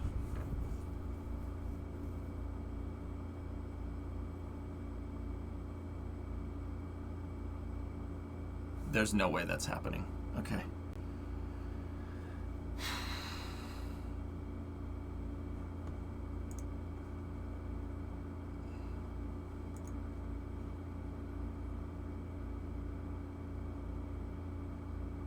Could a gutted out A380 carry it? No.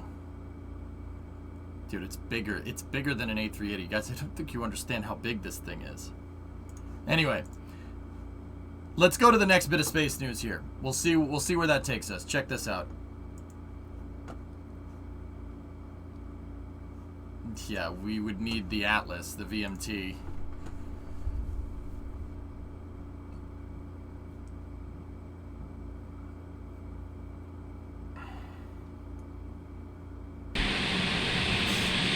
This is footage from the rollout here.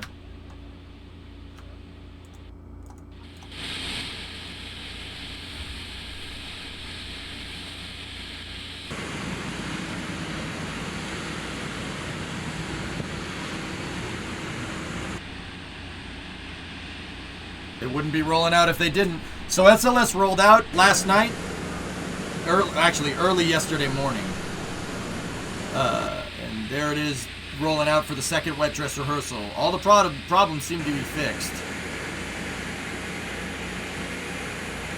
Guys, it can't fit inside of a 225. I'm sorry. You guys don't understand. It's bigger than all of those fuselages. All these planes that you're mentioning, AN-124, C-5, 225, they all have the same diameter fuselage. An external tank is bigger than the fuselage. It will not fit. Tanks are freaking huge, man. Trip was from midnight to 8 a.m. Oh, on top of it. Yeah, maybe. I don't know. There she goes.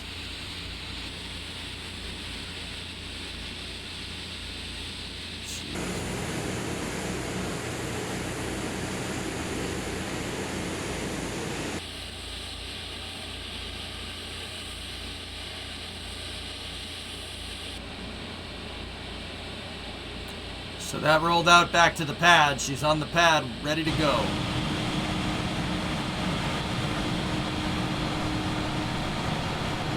Yes, Spartan, of course.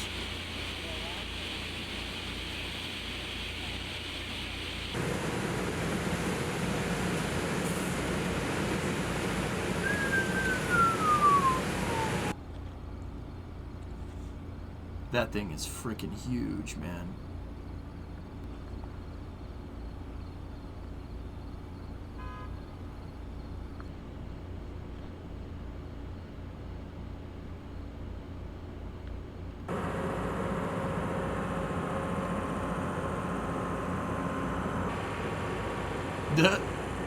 How bright do you want it? Yes. That was your car horn. Nice.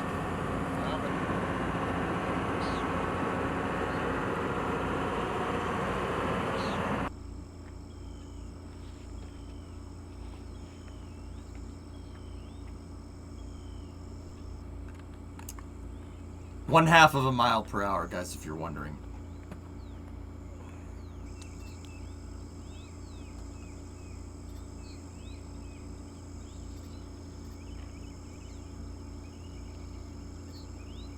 Is that rain? No.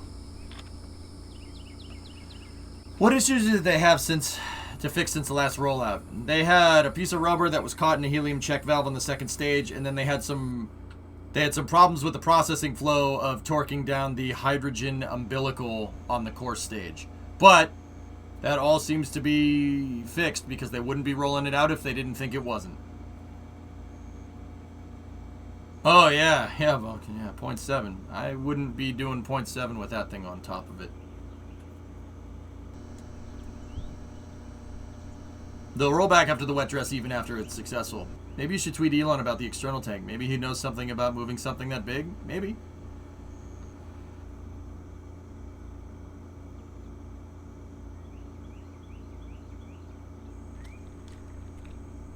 No, Hellfish, I'm not saying you can go faster. 0.5 miles an hour. So 0.5 miles an hour is 0.8 kph. Yeah, not even 1 kilometer an hour.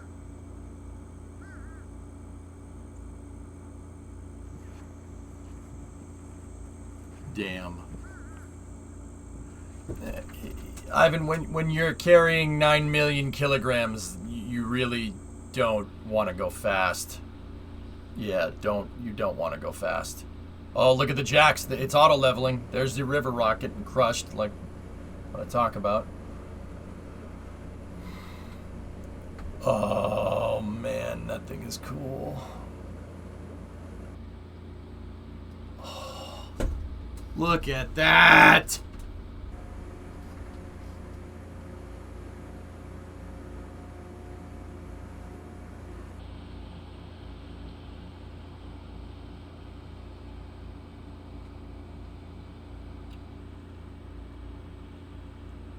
Same speed as with the shuttles? The shuttles could go a little bit faster. Just a little bit. The shuttle wasn't as heavy as this thing. You gotta remember, the shuttle launcher didn't have that big tower on it. This thing that right there is the heaviest thing ever to roll out of the VAB by a long shot.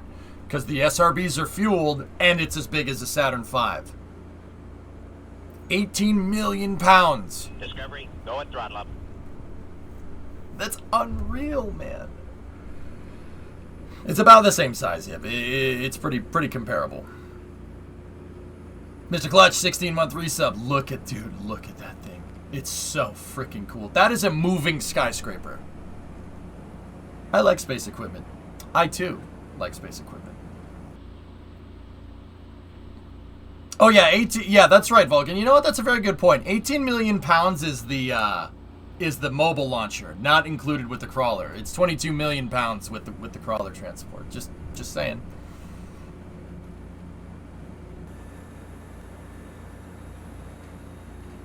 Dude, she's a freaking monster.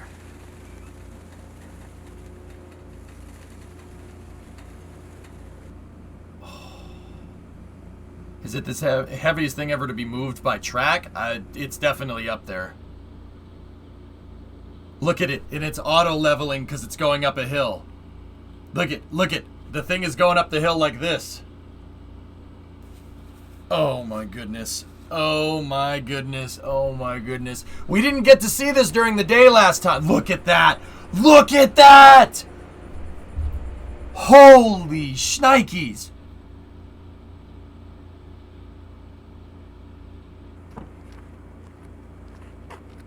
That's unbelievable. Look at it. It's self-leveling up that hill. That is unreal. That is absolutely insane.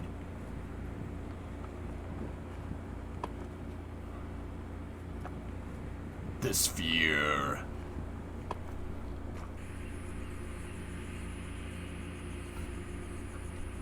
This is really amazing.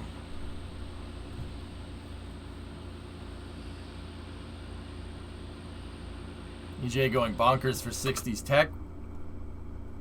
Because I don't on the daily talk about 1960s muscle cars, Dinkelberg. Try again. Try again. Try again. You can do better.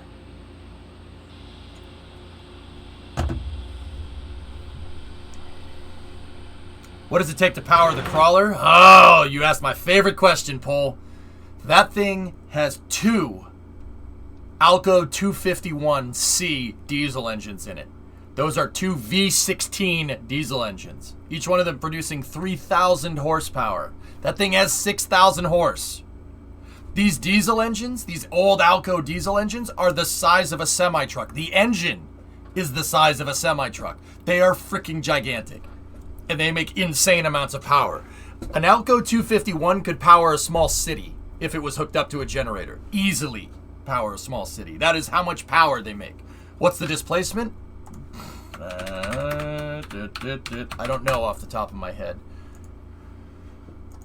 Oh, hey, baby.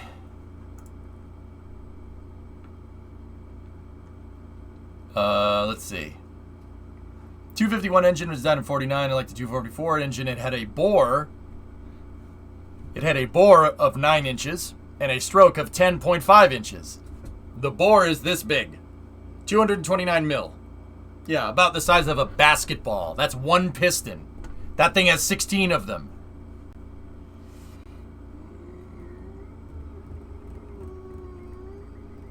Yeah, that's pretty cool. That's pretty cool. Oh man, I don't know the displacement. It's roughly 10-inch bore, 10-inch stroke, and there's 16 of those pistons. You can do the math out. Yeah, that's 1 piston, Rogue. Are they hooked to generators? Yes, they are exactly like this. The crawler transporter is a hybrid. It's a diesel electric, like a locomotive almost. But what does it sound like? The diesel? An Alco diesel? Really, really, really, really, really deep pitch. It's a big Prius. Yep. What's the other usage for these engine? For this thing? Oh, locomotives. Yeah, Alco, American Locomotive. That's what Alco is. It's one of my favorite train manufacturers that's no longer in business. Alco made all kinds of things. All kinds of really cool stuff. You might recognize some of the locomotives that they've made in the past. Here.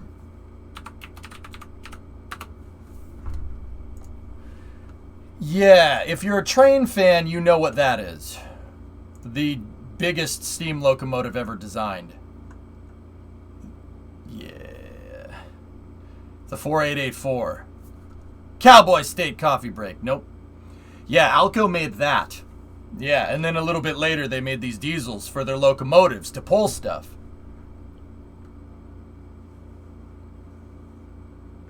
Yep. They made... So the Alco 251s go in the RSD. It's the RSD 16, I think. Yeah, there you go, which is a derivative of the RSD 1. It's a big freaking locomotive. Fun fact. You see the Alco RSD? That's pretty cool, right? It's a pretty cool locomotive. Well, during World War II, Alco licensed-built the RSD, or licensed the design out to the Soviet Union so they could have a locomotive to move stuff around. Actually, it was after. I think it was a little bit after, but check this out. You want to see something cool? That's a nice-looking locomotive, right?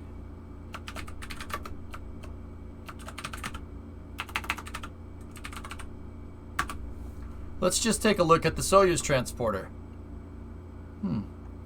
Okay, where's its locomotive? Uh-oh. Huh.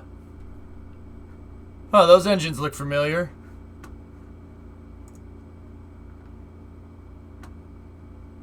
Yeah, it's a pretty nice picture, Goalie.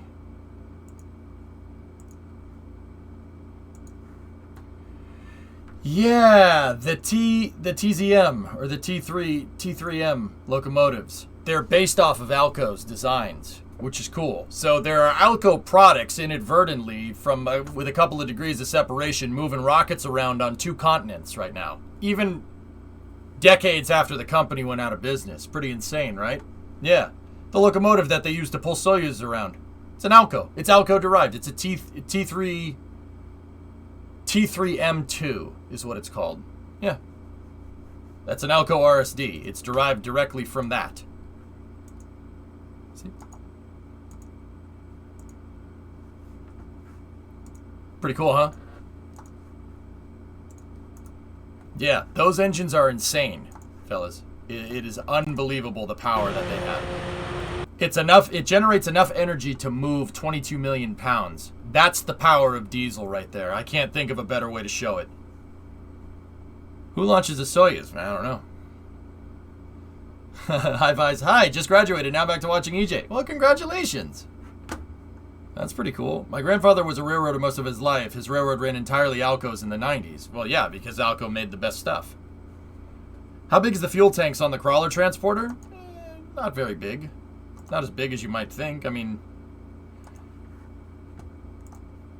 now seems like a good time to take the picture. Ah, yeah. Hey, who throws a shoe?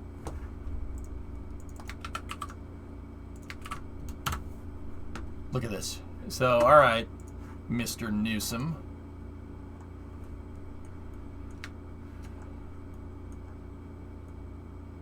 Oh, yes, engineering cameras. Very nice.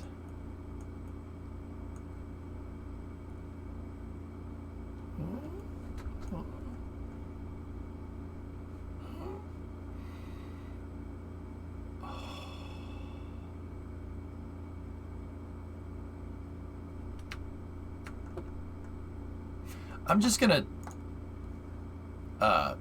if you don't mind, I'm just gonna take that. I need to learn how to read. I wish we had more steam engines running, don't we all? I could shoot you an unwatermarked one. No. I'm good, man. I'm good. I want the watermarks in there.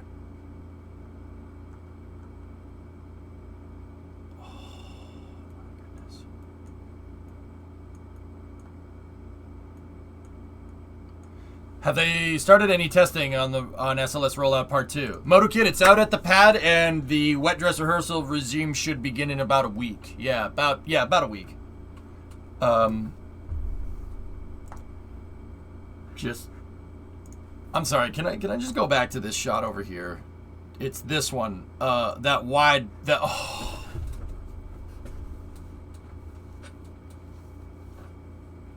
I mean, look at it, fellas. It's leveling.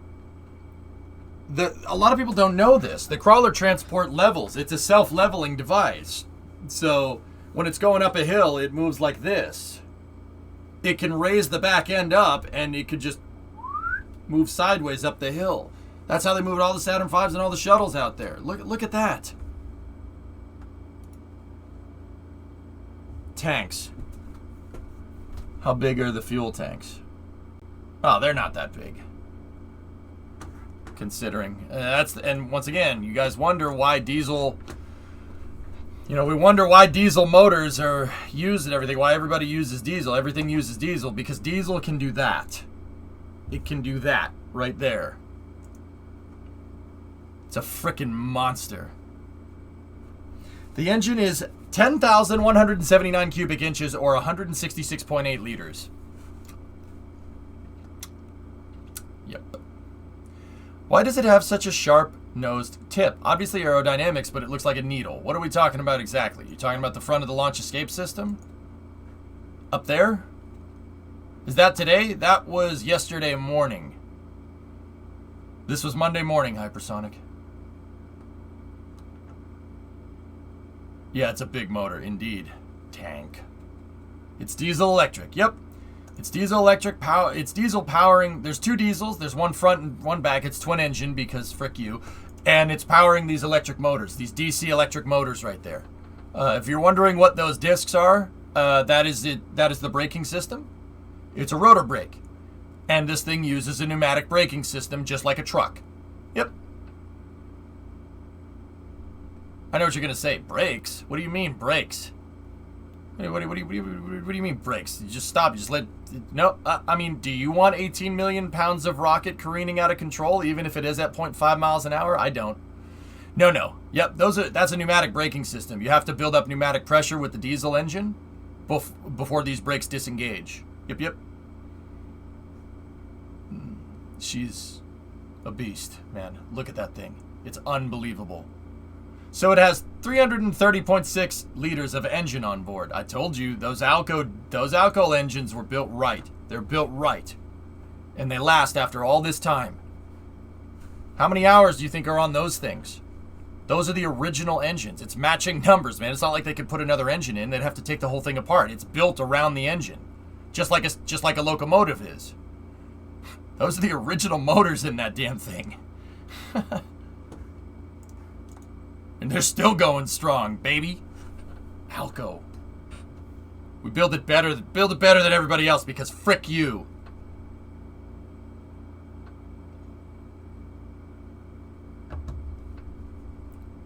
Yeah, there's a lot of potential energy built up right here, Mr. Bond. We don't need that. We don't need that happening. If your brakes failed, you're in trouble. Well, actually, if the engine shuts off, T-Man, the brakes lock on. That's what those blue things are. The pneumatics. It's a pneumatic braking system. You have to build up pressure inside of this diaphragm right here. Building up pressure inside of these diaphragms actually cause the brakes to disengage.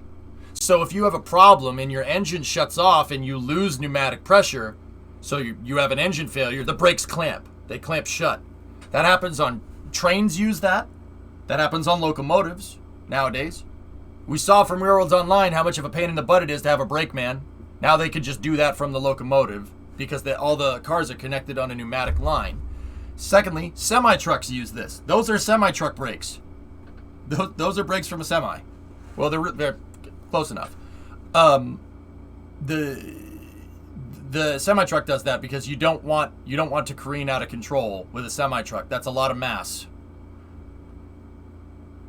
Alco, the same Alco that made our drill buggies for seismic work? American Locomotive Farm. American Locomotive Company. Yep.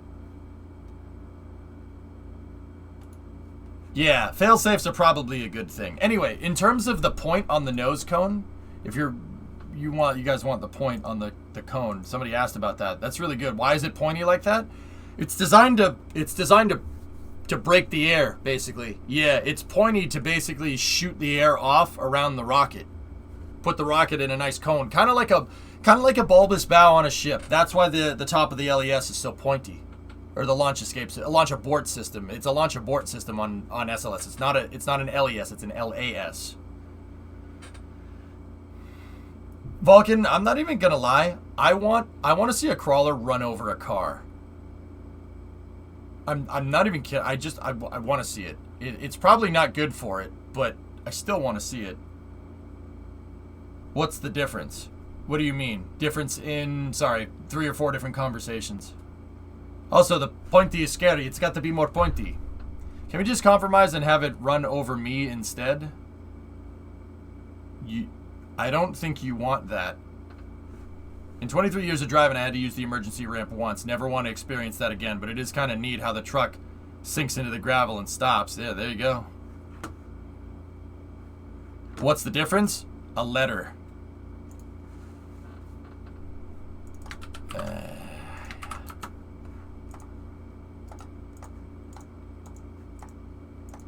Yeah, she's a biggin'.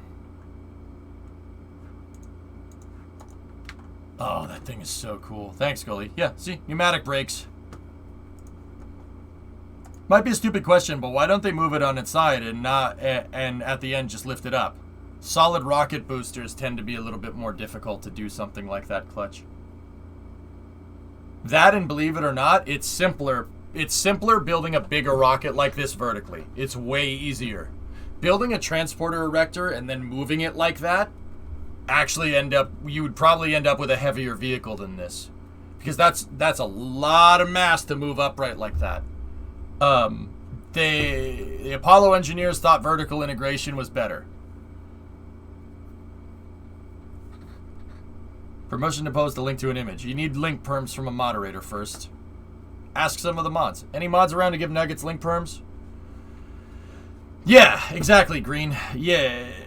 It's just easier just stacking it like on top of each other. That's what Starship is doing. Starship is vertically integrated because at a certain point, building a transporter erector to turn an entire rocket up just gets a little gratuitous.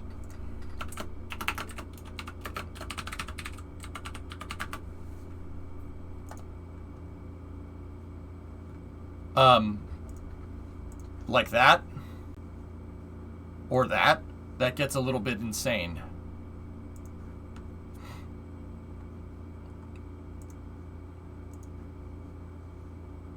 That thing is freaking gigantic. Whom am I permitting? Nuggets.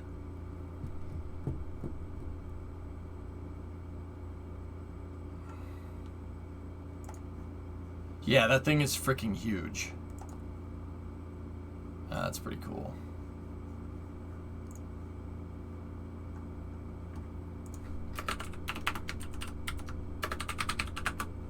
Oop.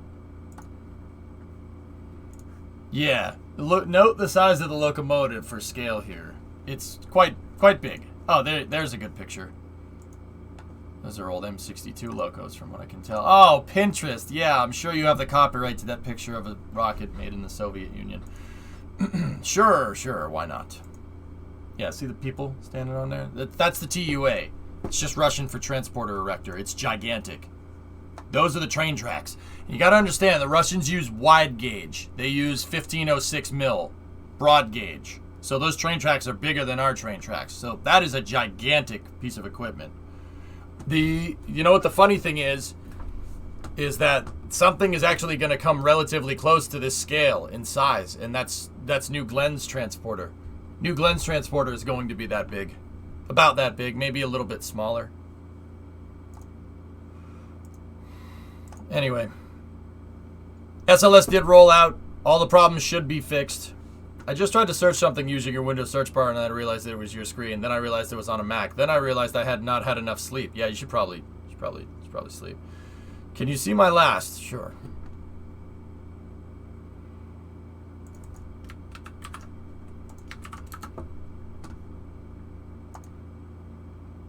Oh, that's NLS. Yeah. Did Mac do a render of NLS? Yep.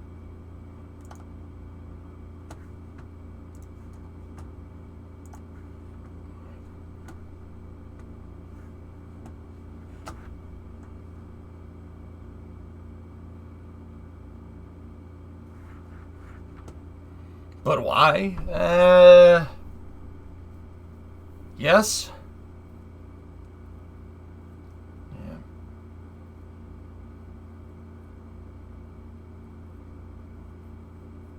Yeah, look at this thing. Anyway. Alright, so SLS did roll out. There's a picture from Vulcan right there, which is just amazing. And then John Krause had this picture, which is also ridiculous. I mean, look at the cars on the road. They look like toys. Discovery. Hey, Luke, 35-month resub.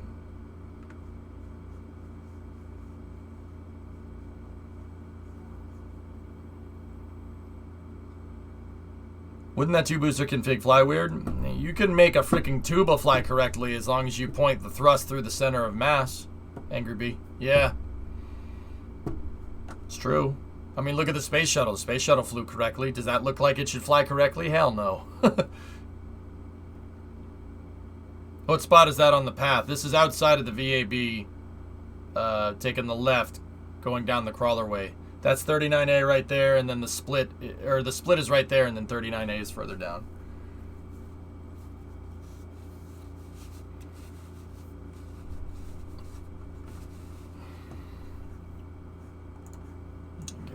All right, so what else do we got? So, SpaceX is targeting tomorrow at 5:04 p.m. for Nilesat 301. We got another rocket launch tomorrow. There was a CRS-25. The CRS-25 launch was supposed to go on Friday, but that did get postponed. So we have Nilesat, which is a commercial mission, and then CRS-25, which is a NASA mission, but that did get postponed. So, during propellant loading of the Cargo Dragon spacecraft, elevated vapor readings of monomethylhydrazine were measured in an isolated region of the Draco thruster propulsion system. The propellant and oxidizer have been offloaded from that region to support further inspections and testing. Once the exact source of the elevated readings is identified and cause is determined, the joint NASA and SpaceX teams will determine and announce a new launch date. Hydrazine leak. Looks like SpaceX might have some problems with their valves as well. Well, actually, I don't even know if it's valves. A leak or elevated vapor reading could be anything. But that did postpone the CRS-25 mission. That Dragon's C208 service module is, and once again, Dragon has the service module built into the capsule, seems to be acting up a little bit. You got to be careful with hydrazine, because if you're getting vapor levels outside of the hydrazine system, that means it's leaking, and hydrazine will kill you if you breathe it. So yeah, you don't want that. That would be bad, especially if it connects to the space station and some of that leaks into the space station. That would be not good. Yeah, that would be not good. Yeah, it's carcinogenic. It'll kill you if you breathe it. Yeah, no bueno. No, now you tell me. Yep. Behold my blessed rocket. Let me see that say. Oh wow. Oh, look at that thing. That doesn't look bad.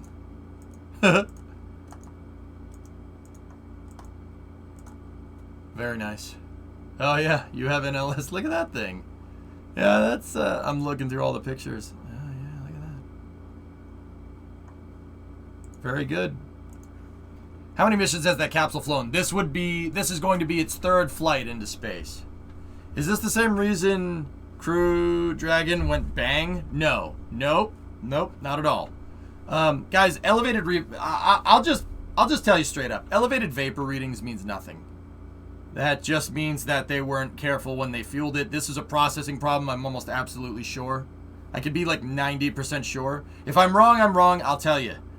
I'm pretty sure they're gonna purge it. They're gonna unfuel it, and they're gonna refuel it again, and it's gonna be fine. The important thing is to understand why that vapor is there. Did somebody just fill up too much? Did you overpressurize the system? What happened?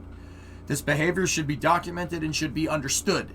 You should know exactly why that vapor reading was reading higher levels of monomethylhydrazine. If you understand the behavior and you understand the circumstances to how that got there, you demonstrate a fundamental understanding of the vehicle, and you can A, prevent it from happening again, and B, well, obviously get the capsule ready to launch. Understanding the behavior is the most important part. I guarantee you that a problem like this would not be some kind of like design defect or design flaw, especially on a twice flown capsule. If something like this was going to fail, it would have failed well before 2 successful flights, right? So this tells me that the capsule came down, and between the reuse last time and the reuse this time, they did something different. Somebody maybe was filling the thing up, and somebody was like, "Hey, Dan, come over here." Huh? Oh, I filled it up too much. It's probably not that simple, but I'm willing to bet that that's probably what happens. You really shouldn't encounter problems this far into operational missions with these capsules that were like, oh man, we needed to redesign the O-rings or something. In fact, the O-rings on the space shuttle are a good lesson why you shouldn't encounter problems this far into this far into operational missions.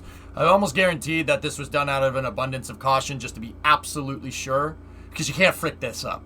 Can't frick it up. No way. Bad idea. Dan did it. Damn you, Dan. But yeah, so it's gonna be postponed probably until next week. But whatever, we still got Nilesat tomorrow at 5. I will have the coverage up and running here for that when that happens. Now, what else do we got? Let's see, I'm looking around. So, Relativity Space here released these pictures. Let me take a look. Relativity is a company that's trying to pioneer 3D printed rockets, and they've been posting pictures of the rocket. They've been posting pictures of this all day. Check this out. They got pictures of the transporter erector here, and the first stage. That is the first, like, almost fully 3D printed rocket here. And then Relativity was moving it into processing to get ready to launch. This is their Terran 1 rocket. Once again, if you look real close at this, you'll notice that the texture on that thing is a little strange. It's because it's 3D printed. Pretty freaking cool, huh? New date is net June 28th. Okay, so we're a couple weeks out. Where are they launching from? They are launching from Complex 16 at the Cape. Just down the street from SpaceX's landing pad. It's mostly aluminum. Yeah, it's 3D printed aluminum, Tycon. It's pretty cool. So, if we go in here and take a look, they're launching off of this stretch of land right here. That's called Missile Row. Because this was one of the primary test facilities for testing out Atlas and Titan missiles in the early days of the space program. Missile Row consisted of 8 pads here. It's Complex 11, 12, so 11, 12, 13, 14, and then you have 16, 18, 19, and 20. The cool thing is that, you know, these pads were abandoned for the longest time, which really sucks. It really was annoying to see. But now most of them are actually being used by commercial customers. If we go to the newest image of this stuff here, well, LC11 got eaten up by, it got eaten up by Blue Origin and New Glenn's pad. So, you know, that's cool. It's a propellant depot for New Glenn, which is pretty sweet.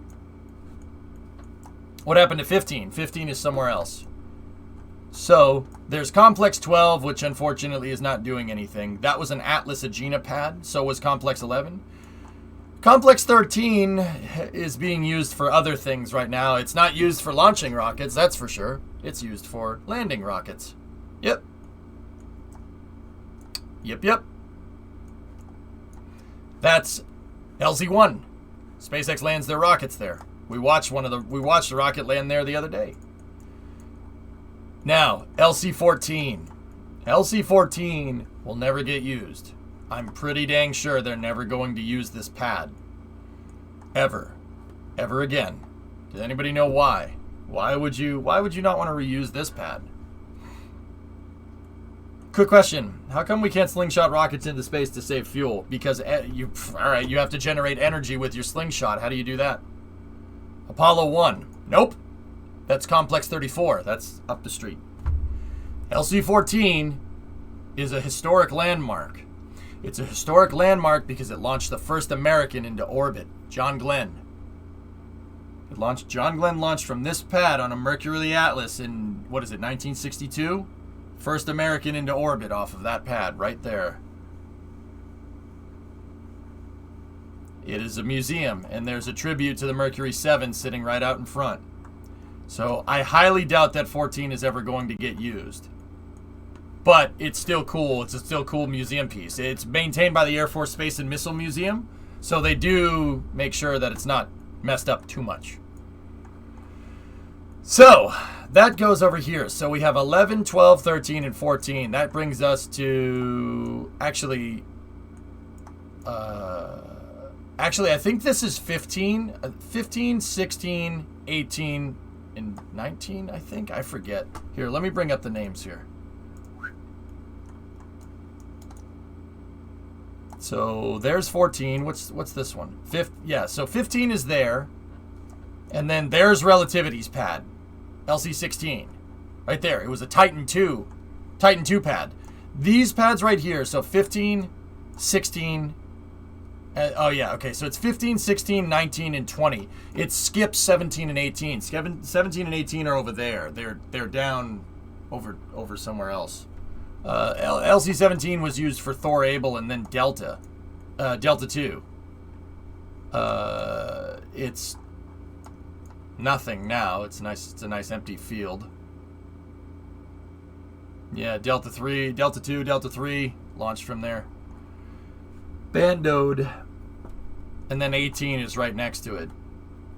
Yeah, also abandoned. Those are the missile silos. Yeah, okay. So LC-16 is Relativity's pad. You can see they've restored everything, and there's the transporter with their symbol on it right there. And the rocket is currently inside of that HIF, ready to go. It's good to see these pads get used again. Why was that in Spanish? ¿Por qué? ¿Por qué español? And then there's 19. I don't think anybody uses 19, if I'm remembering correctly.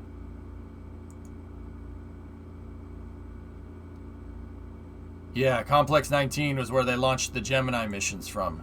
That's right.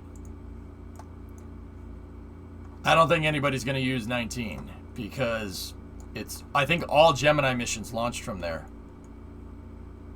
Moon Express knocked down Slick 17 and they did absolutely nothing with it, basically go bankrupt. Yep. What are the trench-looking things down the beach? These are drainage canals.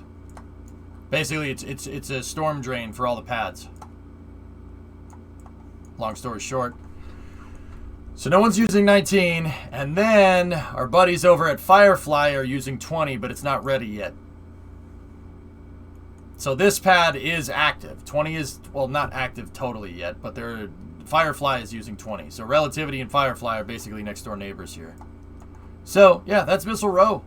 This is the most use that all these pads have gotten in a long time.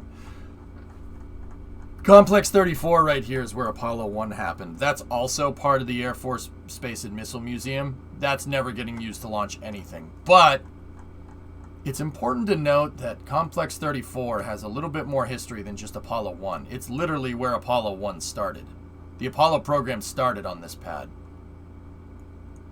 The first Apollo missions were here before they moved to 39 down the road.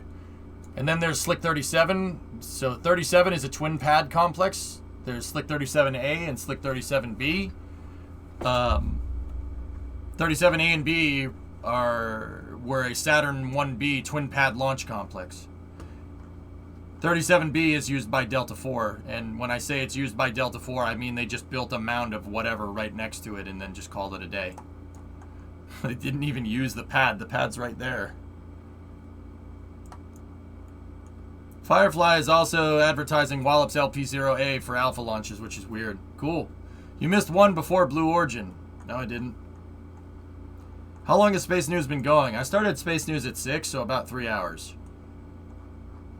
And then north of here is Complex 40, that's Falcon 9. Complex 41 is Atlas 5. 39A is Falcon 9 and Starship. And 39B is where SLS is, right there. Slick 40 has Slick 34's LOX tank. SpaceX bought it in 2008. That's right, Ian. Yep, that's correct. They took the LOX tank off of its pedestal. They bought it for nothing. And they moved it down the street. That one right there. That's Complex 34's original liquid oxygen tank. It's still being used. That's really cool. Is that where they launched Gemini and Agena? When they did the dual launch. That was down here. Yep. Yeah. Yep. Complex 19 is where people launched from, and then down the road a little bit on an Atlas Agena. I think it was off of... I'm not sure. I'm not sure where those Agenas launched for the Gemini mission, Dev, but I know it's one of these pads. These ones with the circle, those are Atlas pads. I mean, you can't see it anymore, the circle anymore, but they have this kind of little loop-de-loop. Yeah, so 11, 12, 13, 14, 15, 16, 19, and 20. That's Missile Row. And like I said, pads are getting used. That makes me really happy. During the shuttle these things basically were abandoned since the end of the Apollo program for the most part. I mean, the Air Force used Slick 36. There was a twin pad Atlas Centaur launch complex here. Blue just bought at least 3 pads, 36A, 36B, and LC-11, and just made it one pad. They were using those pads, and then Slick 40 and Slick 41 were Titan, and LC-17 was Delta. And then, for the most part, these pads they've been abandoned for a really long time, but people are using them again, which is really, really cool. That makes me really happy. I'm really happy to see this stuff get used.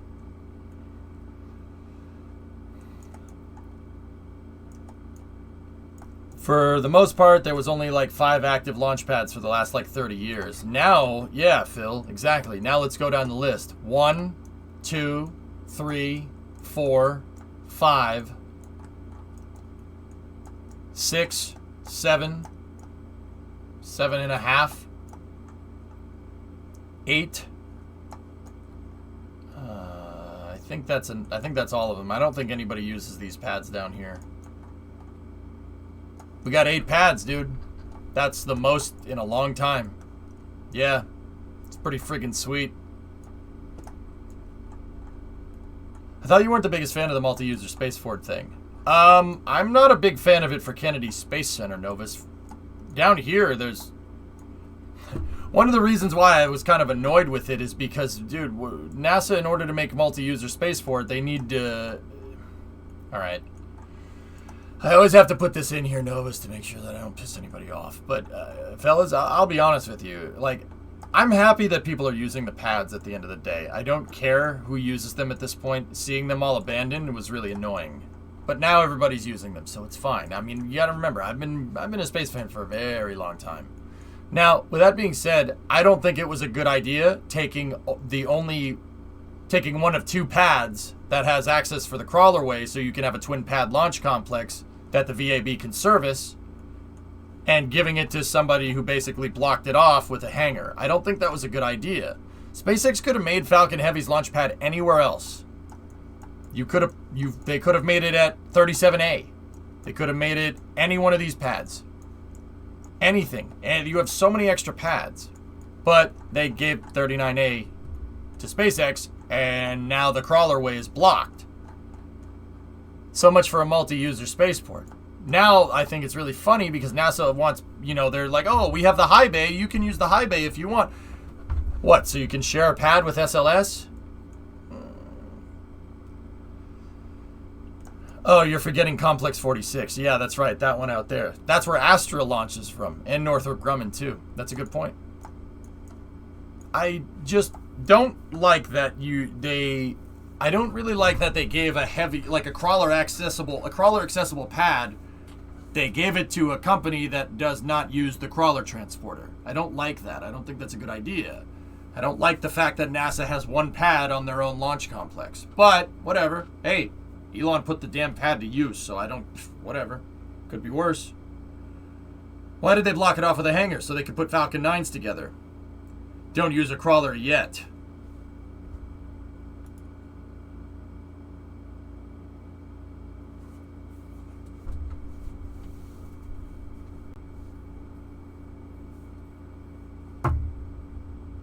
Something you want to tell the class? Very short-sighted. I agree. That having 1 pad, Hellfish, is not... I don't like that. I don't like that NASA has just 1 pad. No, it's not that Elon is short-sighted, DeLorean. I'm saying NASA is. Because Falcon Heavy can launch from any pad. SLS can only launch from 2. And now it's only 1. You gave up future capability down the road. Now NASA has 1 pad. So you're going to make a multi-user spaceport out of 1 pad. Why? Why would you even do that? That makes no sense. Why would you do that? And how can you compete with the Air Force when the Air Force has like 30 pads that they can just lease people for a way, way, way less price than this? Like, I don't get it. Yeah, I didn't... Novus, I never really liked the idea of taking Complex 39 and making it multi-user. It makes 1,000 times more sense to do that with Cape Canaveral Air Force Station, where they have a plethora of pads. Why would NASA give off one of its 2 pads? You literally gave half of your pads to commercial. Why would you do that? I don't understand. Now they're talking about wanting to build a notional LC-49 complex up here. Now what?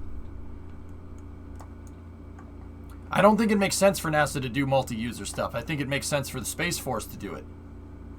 And use these pads down here that no one's been using for the last 30 years. These pads carry a very special potential, i.e. having access to the VAB.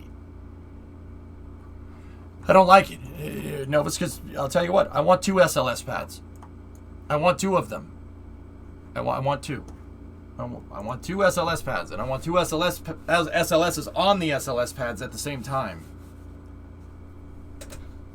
What is a plethora? I don't know. NASA freaked up and they didn't hire it. Yeah, I don't know. I think that was a short-sighted decision. However, If you're going to sell it to anybody, if you were going to lease that pad to anybody, Elon's the guy to do it, because he actually put the stupid thing to use instead of letting it sit there. Guys, you got to remember, after the Space Shuttle program, 39A, Complex 39A, the pad that we launched people to the moon was abandoned in place and rusting, just like all the other pads. We abandoned the launch pad that we launched people to the moon with. Does that not piss people off? Does that not rustle your jimmies? That pisses me. Why the frick would you do that? That's not right. That's not right. That's why I've noticed it's always been about Complex 39. Complex 39 has a very unique infrastructure for launching very unique rockets. And we're not doing that. But in the future we will. We did it to save 30 billion. That's exactly right, Gully. Yeah, that's exactly right. That's why I make such a big deal out of that, because there were some injustices done there. There were some very big injustices done. That's not right. That's not right. But you know what? Whatever. SpaceX is putting that stupid pad to use. If NASA's not going to do it, SpaceX can. That's fine. I mean, let's be real. If they didn't give the pad to... If NASA didn't start a lease with SpaceX in 2015 of leasing out 39A for Falcon and Starship launches, Complex 39 would still be abandoned to this day. And that would... You know what? That would probably piss me off even more. Yeah, I'd probably be mad about that. The whole Saturn V thing being abandoned makes... Yeah, exactly. I'm not a motorkid. I agree with you. That was a huge mistake. But the least we can do, we can't bring Apollo back. The least we can do is use its infrastructure to our advantage. And one could argue that giving 39A to SpaceX did that. And I can understand that. That's fine. Nope, 39A would be a clean pad by now. Do they plan on launching SLS often enough to benefit from two pads? Paul, yeah, if you get SLS to that point eventually, but I don't like the idea of having one pad for your missions that pertain very much to a deadline. Meaning that, say we're 10 years down the road, right? Say we're 10 years down the road, and we have a lunar base, right? So it's 2032, right? And we have a lunar base, and something goes wrong with the pad. Now what? Oh, we have to sit there and fix it. Oh, yeah, everybody that's at the moon base has to come home because we can't send something out there. Maybe there's a commercial partner that can. Maybe. And 39A will soon be a dual pad complex of its own. Yeah. See what I mean? This is the reason, that's quite literally the reason why they built two pads during the Apollo program. In case one got lost, they can use the other one to guarantee that they could get to the moon on time.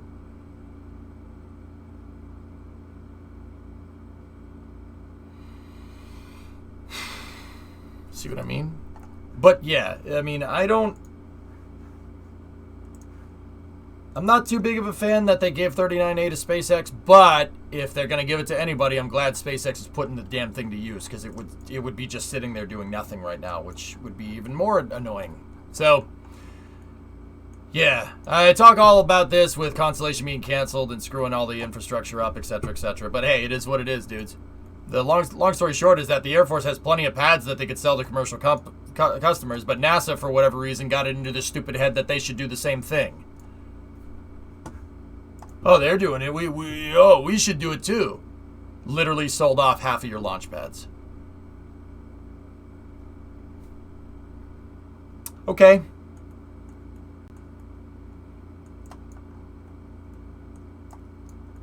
Something like that, Dio. Yep. We could have brought Apollo back, but they thought SLS was a better idea.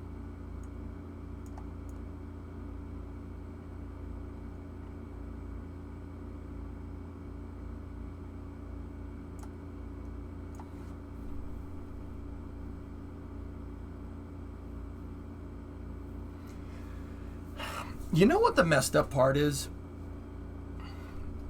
I honestly think for the price that we've spent on SLS, we probably could have brought Saturn V back. It would have been more expensive. But SLS has been such a fustercluck of funding that it would end up probably costing about the same amount. Like, I'm talking about just bringing Saturn V back.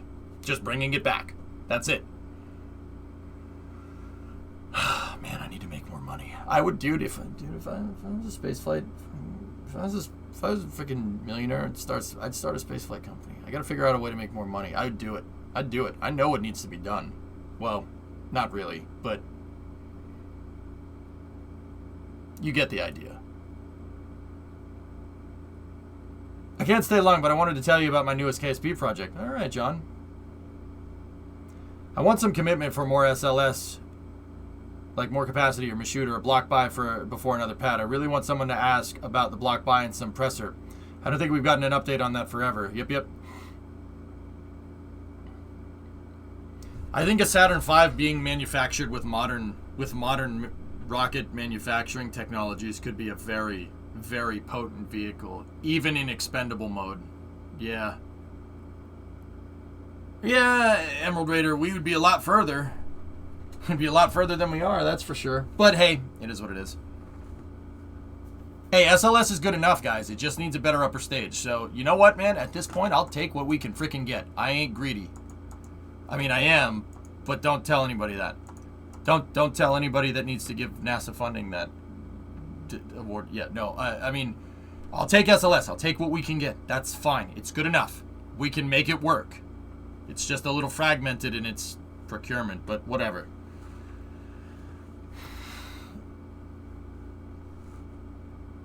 Yeah, nuclear, it's a little bit more complicated than that, but yeah, I built an infinite range electric turboprop airliner that's powered by 96 RTGs. Nice.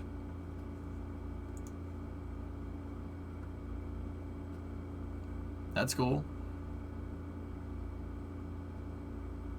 Yeah, caveman, too real.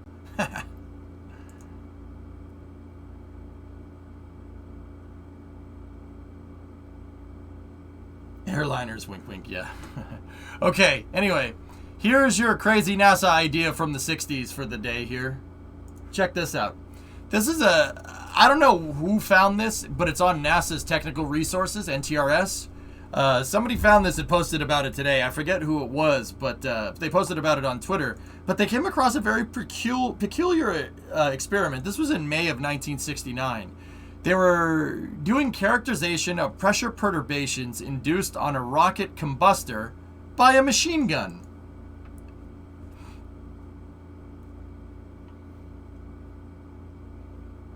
So I'll spare you the details and I'll just show you this picture.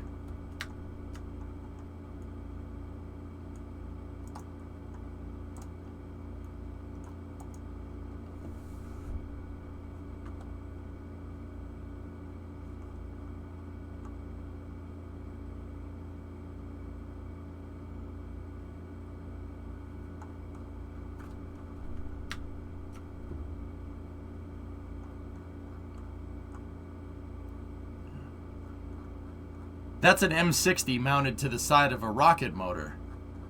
If you want to read more about it, I'll link you guys up here. They're trying to induce a pulse, a pressure perturbation with the machine gun. And the machine gun causes a lot of pressure perturbing forces. Yep, that is an M60. That is an M60 that is mounted with a radial injection port on a combustor for the rocket.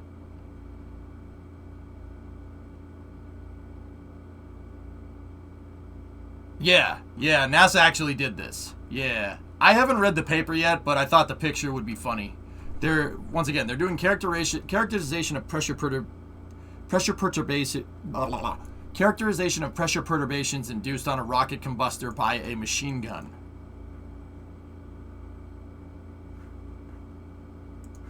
Yeah, that's pretty cool. Yeah, that's pretty neat. Anyway, let's see. This next one is coming from Eric Berger. Let's see what he's saying. next bit of space news here is the European Space Agency has set a date and launch time for the debut flight of the Vega C rocket, July 7th from French Guiana at 11:13 UTC. Vega C is the upgraded Vega rocket with a beefed up P-120C first stage. That P-120C first stage for Vega is also the attachable boosters for Ariane 6, which is pretty cool. Should be a pretty cool debut flight. That's pretty neat. Is this what you meant that happens when you have an over-budget space program? I'm sure there was a good reason for it, Lazarus. I just don't know what that was. You'd have to go read the paper. Maybe they figured out something. Anyway, let's check this NSF video out. Let's take a look. Probably learned something useful. Oh, yeah. And actually, you know what? That's a really good idea now that I'm thinking about it, because you can change the gas impingement on an M60, can't you? Gun nuts. There's a little knob on the front of the M60's gas block. You can change it, can't you? So that would give them variable pressure. Well, no, not variable pressure. It's variable pressure on the impingement system. I think that's how that works. I'm not sure.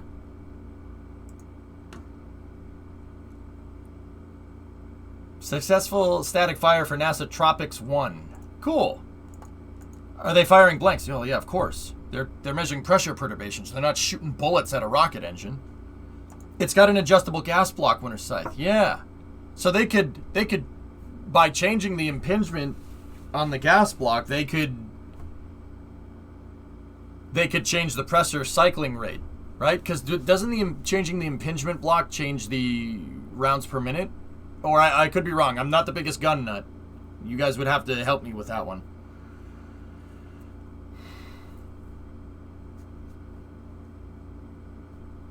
Depends on the rifle, but yes. Well, they're using an M60. Can you bring me the gun of Rambo? The M60.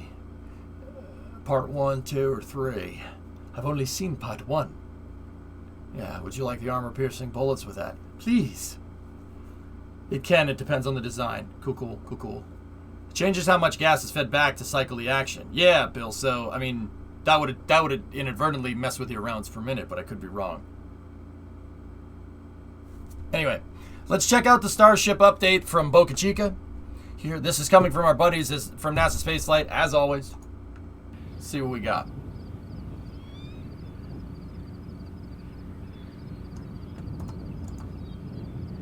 You'll get faster firing rates with a simple blowback like an SMG. Yeah, oh yeah, of course. Nice.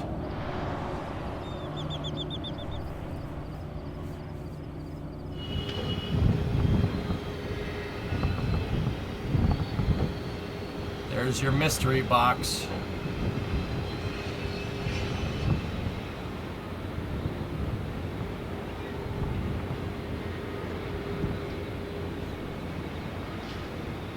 That's a big box. And chat, you can't look in the box, okay?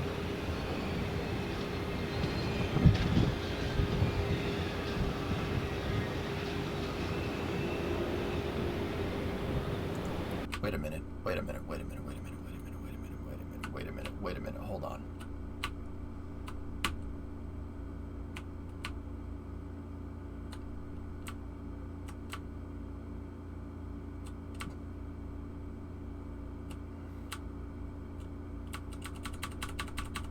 Lowered cat eyes. Very nice. That might be a little bit too low for a truck, but looks cool.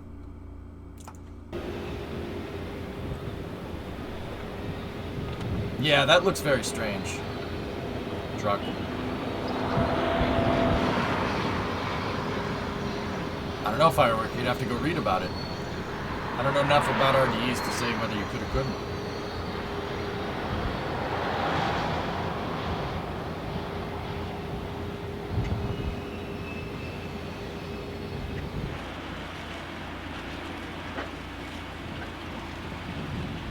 Yes, this is a production site.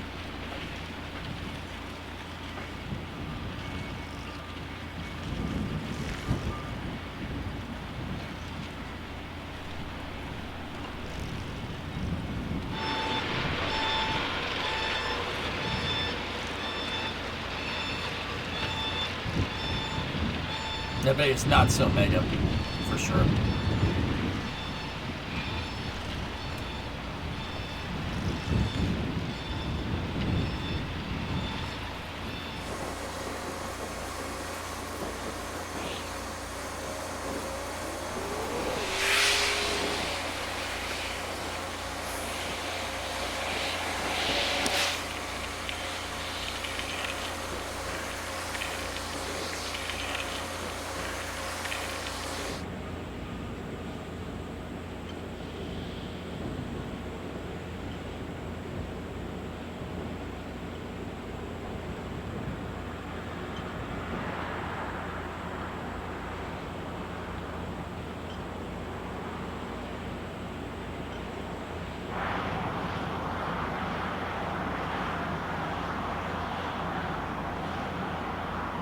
She's big, man. It's an absolute chunker. Still no single seam tank sections yet, sad face. What? Ooh, generators. Actually, are they saying HVAC? That could... Is it a generator? Oh no, they're saying HVAC, so it's gotta be... that. Maybe that's an air conditioner. Big air conditioner. Yeah, train, absolutely. Yeah, it's for the rooftop of Star Factory. Yeah, okay, that makes sense. That's not a train, it's a truck, you dopes.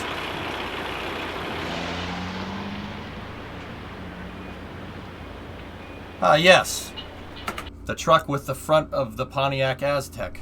Good job, Chevy. Keep up the bad work.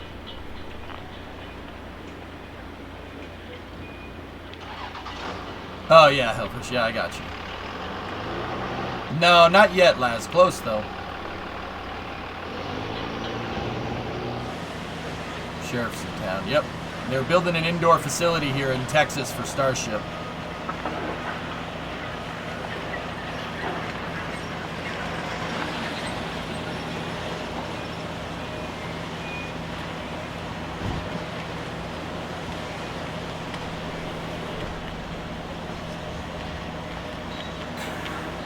Yep, there it is.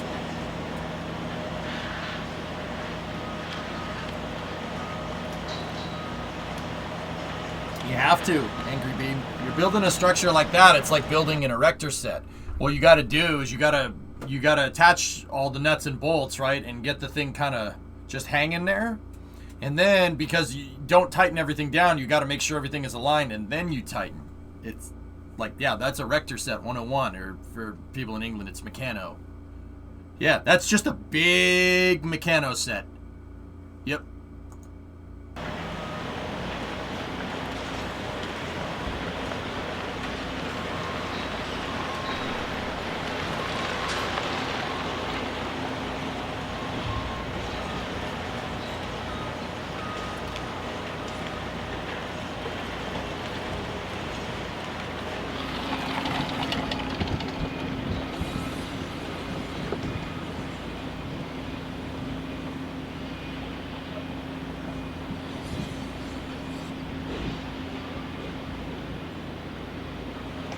Rip.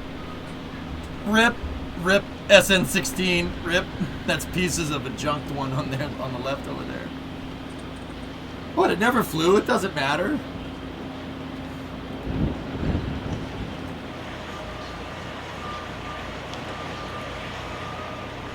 Ah!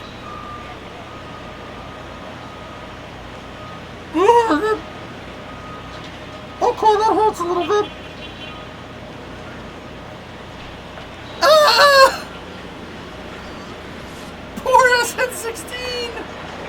No! No, I hate it! I hate it so much! That's horrible!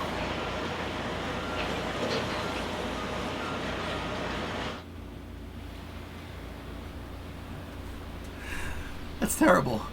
I didn't like that at all. Those would make really nice truck bed support rails. Please, somebody think of the children!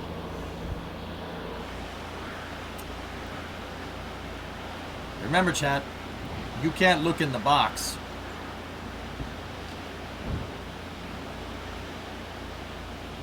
No.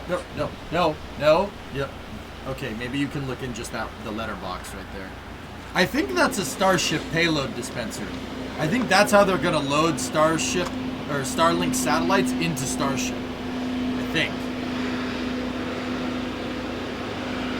I think that's a Starlink payload changeout room. That's right, gods. Yeah, gotta be careful.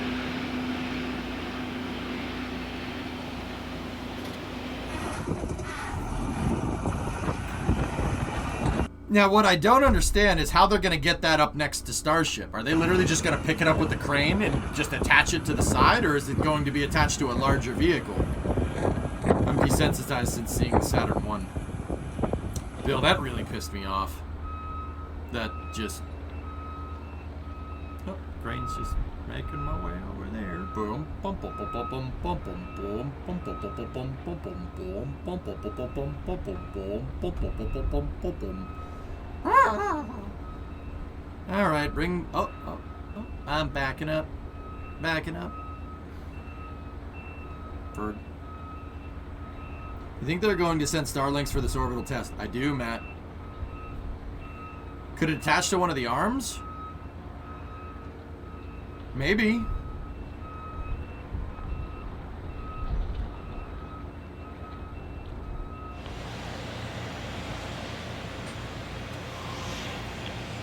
Yeah, DeLorean, that's a big crane. That's a Liebherr 11,000. It's one of the biggest cranes, lattice crawler cranes that you could buy. She's a beast.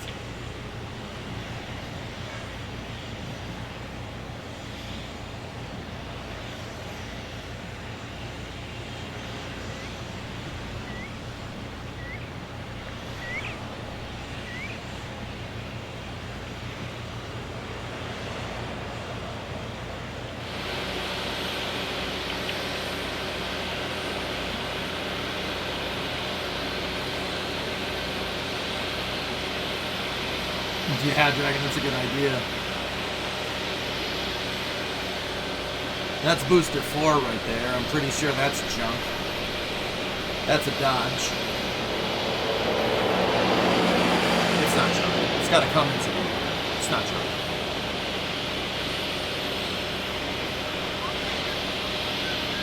Hey, Linux. Ooh. Linux, thank you for the raid, man. How are you?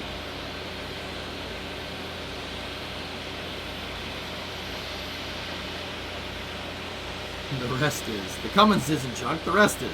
Wreck. Shipping crate. Am I right?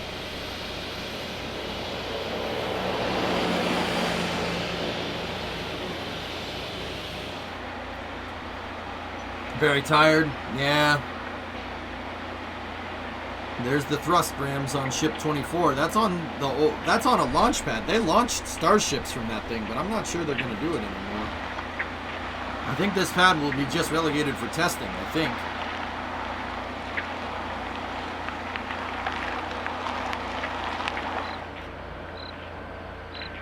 There's the OLM.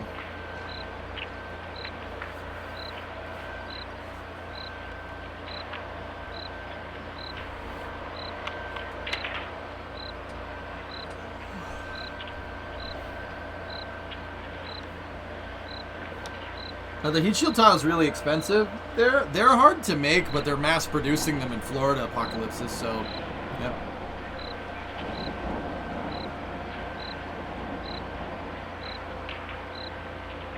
So are they testing rockets even though they had been on rocket testing? They can do everything but send them off the pads, DeLorean. But that will change in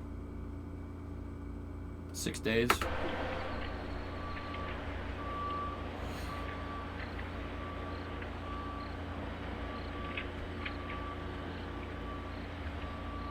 Booster 4 still has all of its Raptor engines, yep. They're Raptor 1s, though. Why is it banned, Angry Bee? A programmatic environmental assessment. They got to make sure they're not... The FAA wants to make sure they're not screwing up the environment when they do testing. Did they get approval for launch yet? 13th, Linux. On the 13th, buddy. Hey, thanks for the raid, guys. If you guys like modding content for KSP, Linux is your guy. Thank you for the raid, man. I really appreciate it. Heard he's going to fly it soon. Well, the PEA clears on the 13th, I think, fellas. Yep.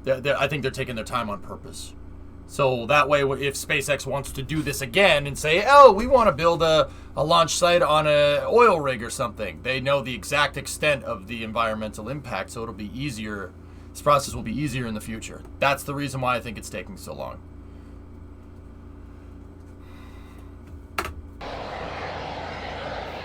But that's just me doing some brainstorming. I could be wrong. They could be delaying it to make NASA look stupid. That just doesn't sound very plausible with what I know about spaceflight, you know? But anyway. Would the frosting of the shuttle affect the launch? No. No.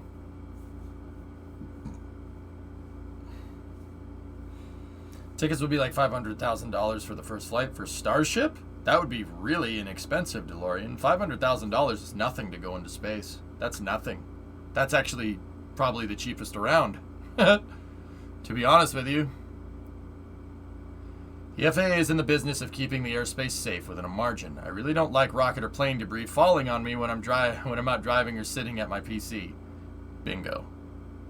Pythos, they're most likely, and this is my guess, they're most likely using the PEA as an excuse to see how rapid launches will synthesize with commercial air traffic.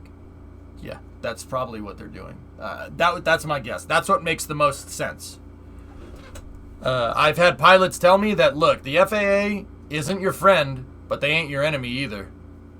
They're there to make sure you don't do something dumb. And with rocketry, not that I think SpaceX would do something dumb. I think that probably would be a good thing, especially since we're talking about commercial space transportation with people in the long run. SpaceX still wants to do point-to-point, as far as I know. That is a little bit far-fetched, but if they do, well, guess what? The FAA is going to stick a magnifying glass out freaking up, so far up your tail that you'll be shooting laser beams out your mouth. You know. Did we talk about relativity yet? Yeah, I did.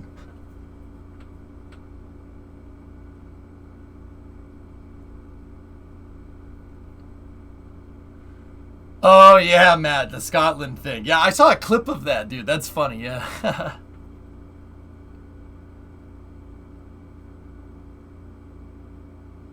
In space, there is no air, yet flight is flying through the air.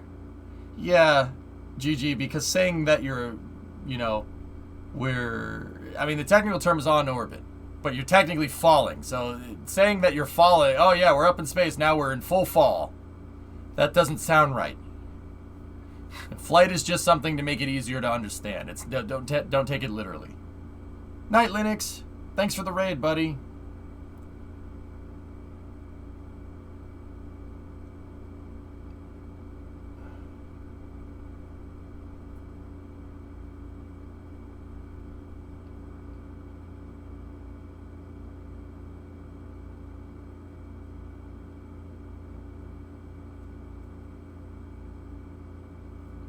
Fair. I don't disagree with that assessment. The government just can't be happening. That private seems to be way ahead of them, in my limited opinion. I agree. I'm sure that somebody somewhere is concerned about those optics. I'm sure that someone somewhere in that whole bureaucratic monster is worried about that. I'm sure there is. Yeah. I know what you meant, dude. It's all good. You smell a Fed a mile away? You don't need to smell them, Farm. Don't they glow? Isn't that what everybody says? I wouldn't know nothing about it, though. You know what I'm saying?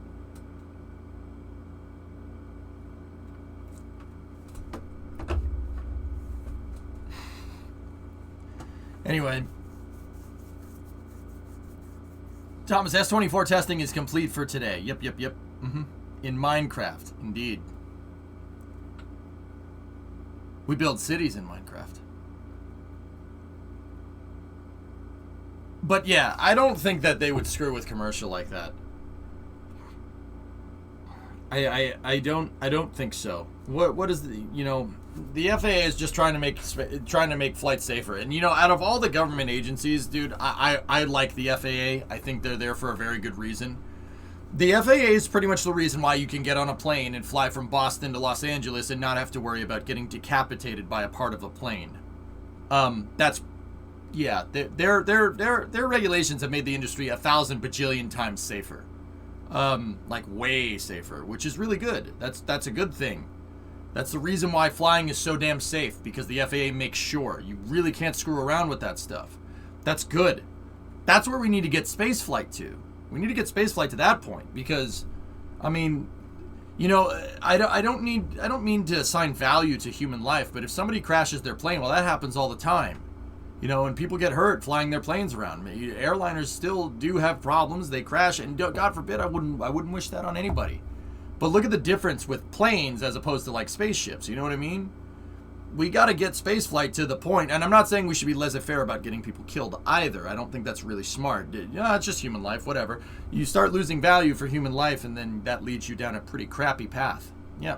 So, I mean, I want the FAA up commercial space's tail, you know, because eventually maybe I want to retire, you know, in the Sea of Tranquility when I'm way older. Maybe I want to retire there. I want to be able to buy a ticket out there. Maybe I'll go on vacation in the Mariner Valley in Mars. On Mars. Yeah, I want that. Don't you want that? That's the end game, dude. That's the airliners that fly into space. Like, don't you want to go on like a space cruise around the moon or something? Like, I want that. Let's do it. And this is laying the groundwork for that. I think that's very good.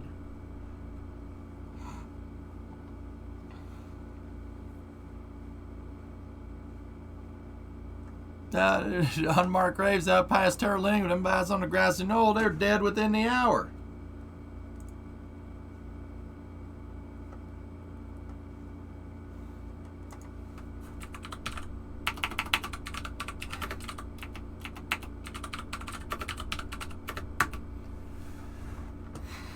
Welcome to Fluston Paradise. Dude, a Starship cruise around the moon would be pretty cool. Can you imagine like a tourist Apollo 8 flight? Like basically what Dear Moon is? That would be awesome. I would do that. Oh yeah, that would be sick. You don't necessarily land on the moon, but you do a circumlunar navigation and a free return with a Starship. That would be one hell of a ride, man. Again, old people ruining vacation places, thanks.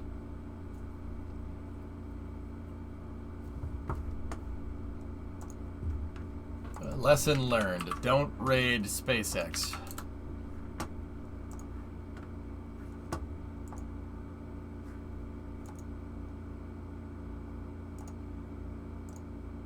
Oh. I switched this to fade by accident. Oh, that's cool. I think the cut's better. You know what? Let's do fades. Screw it. I hit the wrong button. But anyway, let's see. On Wednesday, June 1st, 2022, Cameron County Sheriff deputies responded to the SpaceX Stargate facility at One Rocket Road in reference to a trespasser. SpaceX security personnel informed deputies that a female subject, later identified as Nevia Rose Parker, was roaming around the 5th floor of High Bay 1. Ms. Parker, a resident from Pittsburgh, stated that she was an employee and she wanted to speak to Elon Musk. During the preliminary investigation, deputies discovered Ms. Parker was not an employee of SpaceX and had entered the premises at approximately 5:30 according to the surveillance cameras.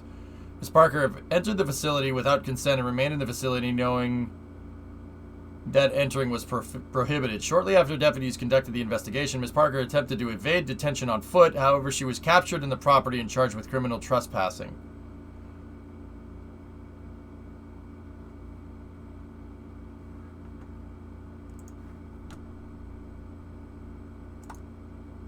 Any particular reason why, or?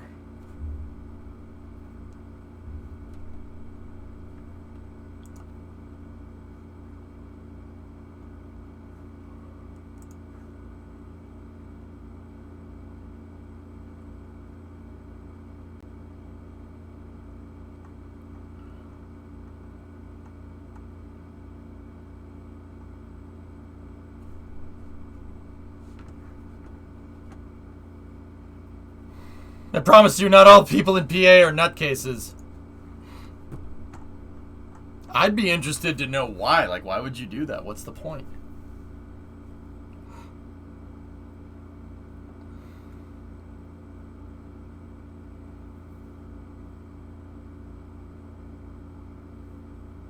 Class A misdemeanor, evading arrest. Class A misdemeanor, resisting arrest. Search transport. Class A misdemeanor, assaulting a public servant.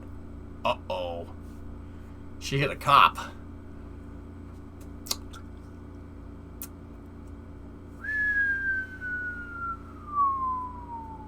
Third-degree felony during the course of the arrest. Sir, are you classified as human? Smoke you! Wrong answer. It wasn't easy, but we bagged him. I don't really have anything to say. That's unfortunate for that person. That's pretty much it. Here. Next news. Whoop. What do we got? What do we got? Let's see. So this is coming from Sawyer Merritt. And what's Sawyer saying? Cybertruck's 9,000-ton Gigapress officially reviewed at IDRA open house. IDRA revealed the Gigapress weighs a massive 1.5 million pounds or 688,000 kilograms. Oh.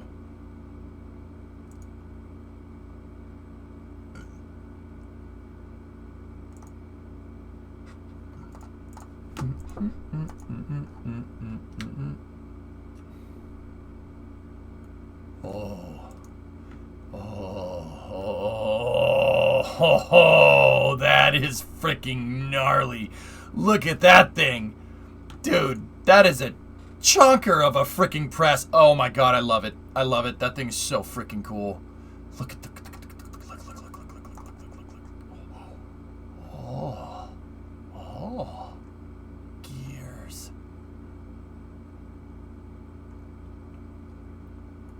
Casting press. Yeah. It's a casting press for making Cybertruck parts.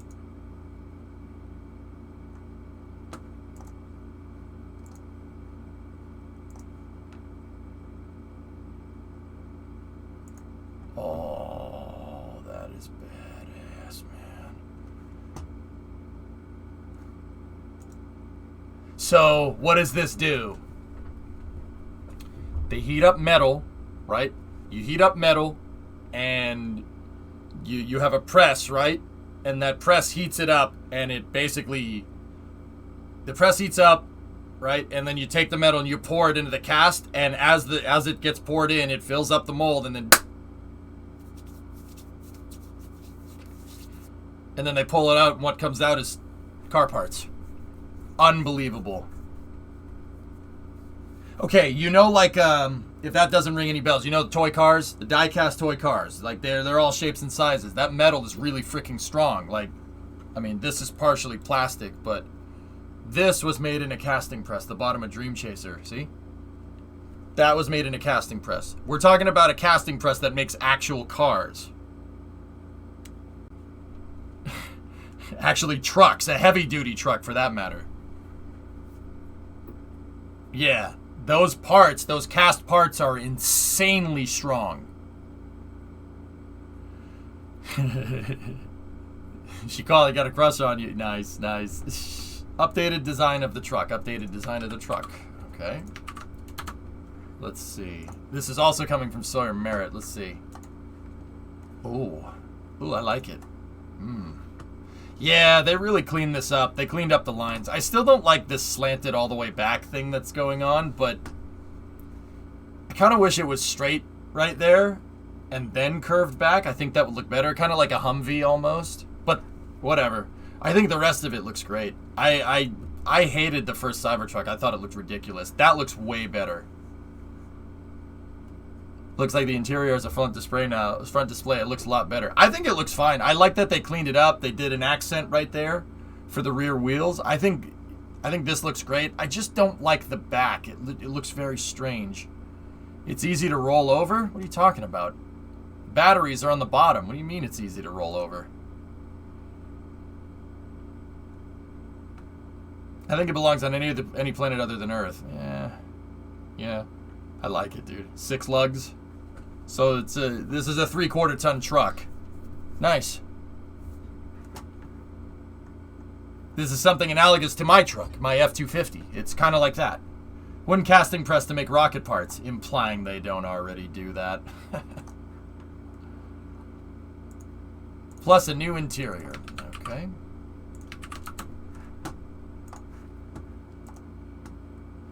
Oh. Oh, very nice. Oh, very nice. Oh, yes. Very nice. Yeah, this is cool. I like them. I think they're neat. Really? Yours has 8, not 6.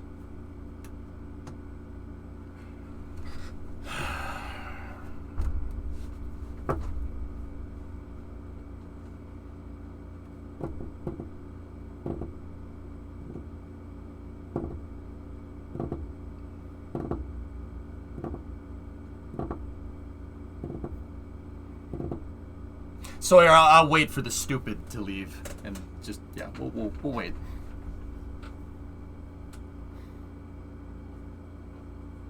Has the stupid gone yet? Are you sure?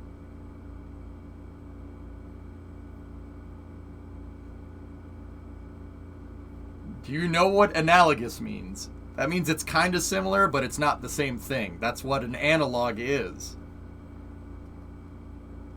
Stay in school, kids. I think Cybertruck looks fine, dude. I think it's cool. I just don't like the back. This angle thing doesn't look right to me. Everything else I do like. Run, also know what got it.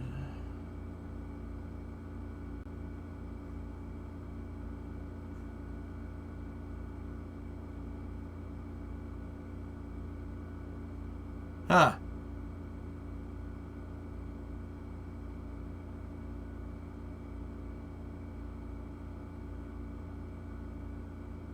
Yeah, okay. Send you a video on Discord. Yeah, you and like 30 other people grab. I have, let's see, 1, 2, 3, 4, 5, 6, 7, 8, 9, 10. 10 new messages on Discord. I check Discord during break. It's not a bad problem to have, dude. I'll check it in a little bit, okay? God knows how many emails I got up in there.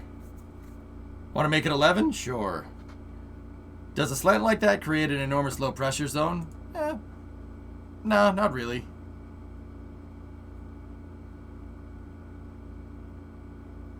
I like this, man. I think this looks good. Those rims don't look too bad. This thing needs some like heavy duty looking rims though.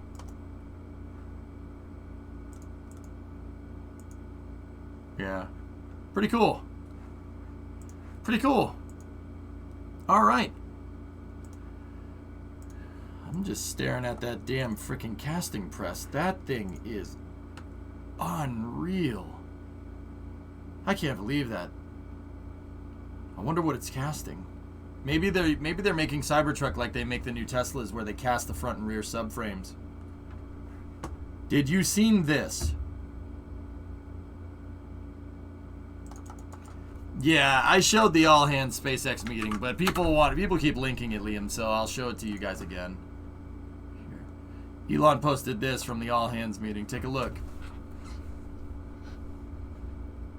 I know, Venom, it's pretty rad, isn't it? I don't know, it's cool, but I guess it's kind of plain. Yeah, Dragon, I know what you mean. I don't hate it though. It is a heavy duty truck. I can't hate it. I like trucks. I can't hate it, man.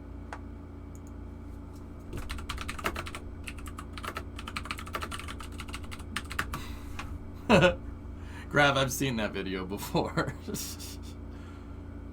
Yeah, how about that one, huh?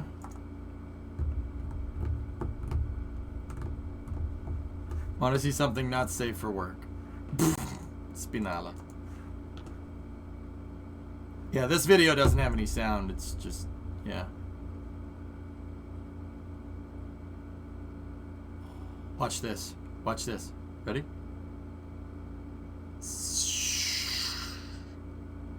Pez dispenser. What in the actual frick is going on here? What in the actual frick is happening? That's what Ship 24 is going to do. I don't know, Bill. But they're clearly lining up for one launch a week here. for the rest of the year with 4 Falcon Heavy launches. That's absurd, man. That's ridiculous. That's ridiculous. That's what they want to do for the first orbital Starship flight, guys. That's what Ship 24 is going to do. That thing. See the dispenser? It's kind of sus. On-orbit fabrication? Where did you get that from what you just saw? I'm confused.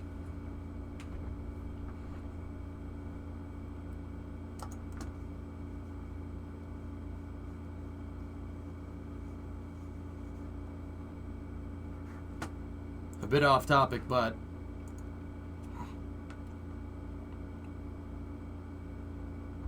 look at that. Oh, I freaking wish, man. I freaking wish. What is this, weather guy?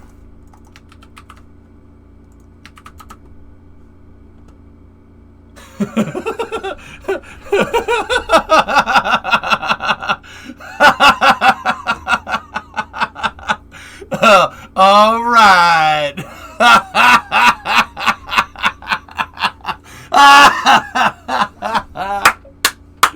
Oh, I love Ford. That makes me so happy.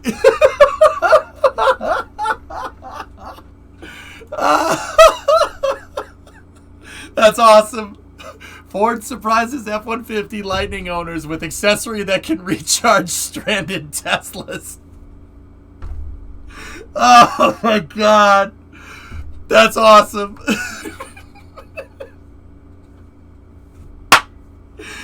What? Like what? What? What? What do you think? That's so funny, dude. Oh my goodness. What a flex. Oh my God, that's funny. That sounds like something Jim Farley would do. Yeah, that makes sense. Guys, if you wonder why Ford's been so cheeky lately, it's because their CEO is a guy by the name of Jim Farley. Jim Farley is Chris Farley's cousin. Yes, that Chris Farley. That one that lives in a van down by the river. Yeah, his cousin. His cousin's the CEO of Ford. Jim races vintage cars in his spare time and builds models of classic Fords in his spare time. Yep. Specifically says it's not trolling. Let me see. Yep, there he is. Not trolling, just helpful. Yeah, he's really cool. Tommy Boy's cousin is running the Ford factory. God dang, that makes me so damn happy. See? Yep, nope, they're definitely cousins. Yep. Actually, Jim had a video that he posted the other day of him down on the production lines, which is pretty rad. If you guys want to cap off space news with this, it's actually pretty cool. Here. Because factory.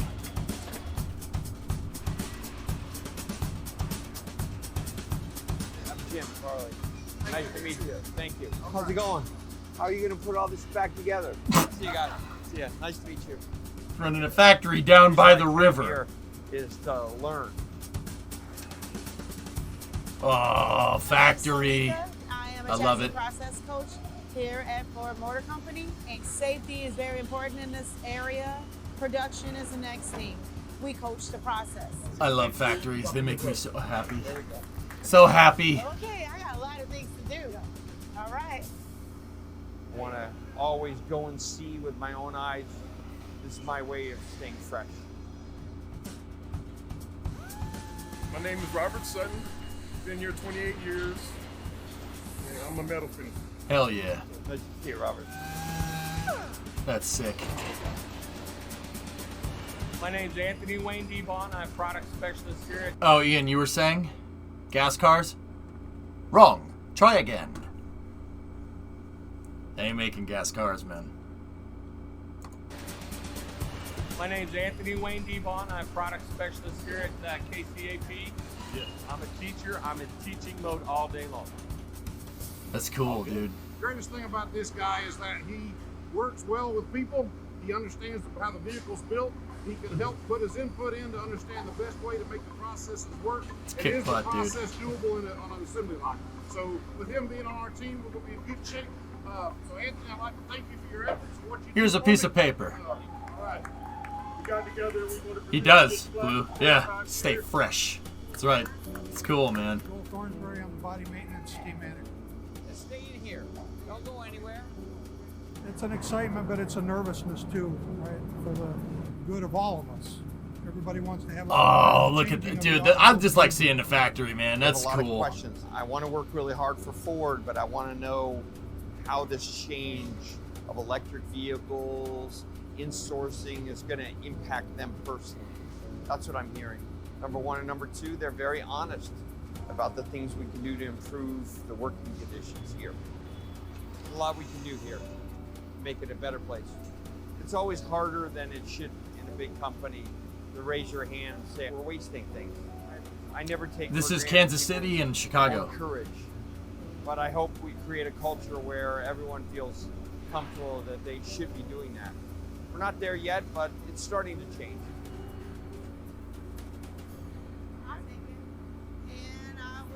That's cool, I Dev. like your openness. Your team, they were real honest with me. That shows that they feel comfortable speaking their mind. That's exactly what kind of leader you want to be at Ford now. Let people be honest. A lot of people depend on Ford Motor Company here for their livelihoods. Remember, the people in the plants, we pay the bills. My grandfather's an alley worker who started in 1916 with the company. I believe that I have a connection through my grandfather. Thanks for everything you do for the company. Thank you. Good luck, you guys. Good luck. I serve them. I serve them as a CEO. So my connection is through my grandfather's eyes. Take care. Thank you. You know what, man? I'll say it once. I'll say it again. It's refreshing to have have CEO of any corporation that doesn't have their head up their ass. That and I'll take the time out for that. That actually is pretty rad. Yeah, that's pretty cool. Yeah, Jim's cool, and he put a Tesla charger in the Fords.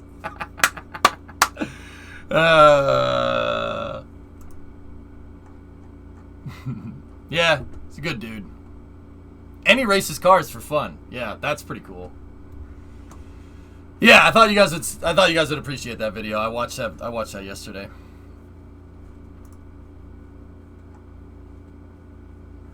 Yeah, see, not trolling, just helpful. Yeah, see, it's nice to have somebody that gets it for a change. You know what I'm saying? That's really refreshing.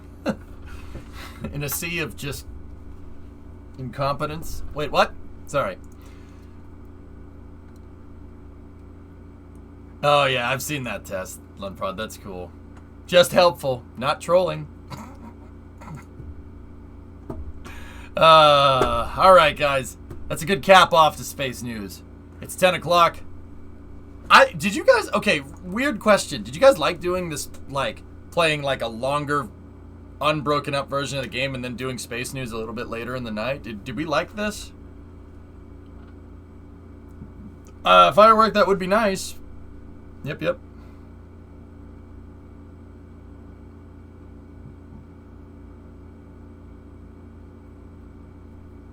Meanwhile, Rivian just has adapters to use Tesla chargers. Dude, I saw a Rivian out in the wild in Massachusetts the other day. It was very strange. Yes, but I'm an EU night owl. Space News is Pog. All right. I missed the game because I get home from work later. Noted, stream chat. Did you see my oil filter pic? No. No, I didn't.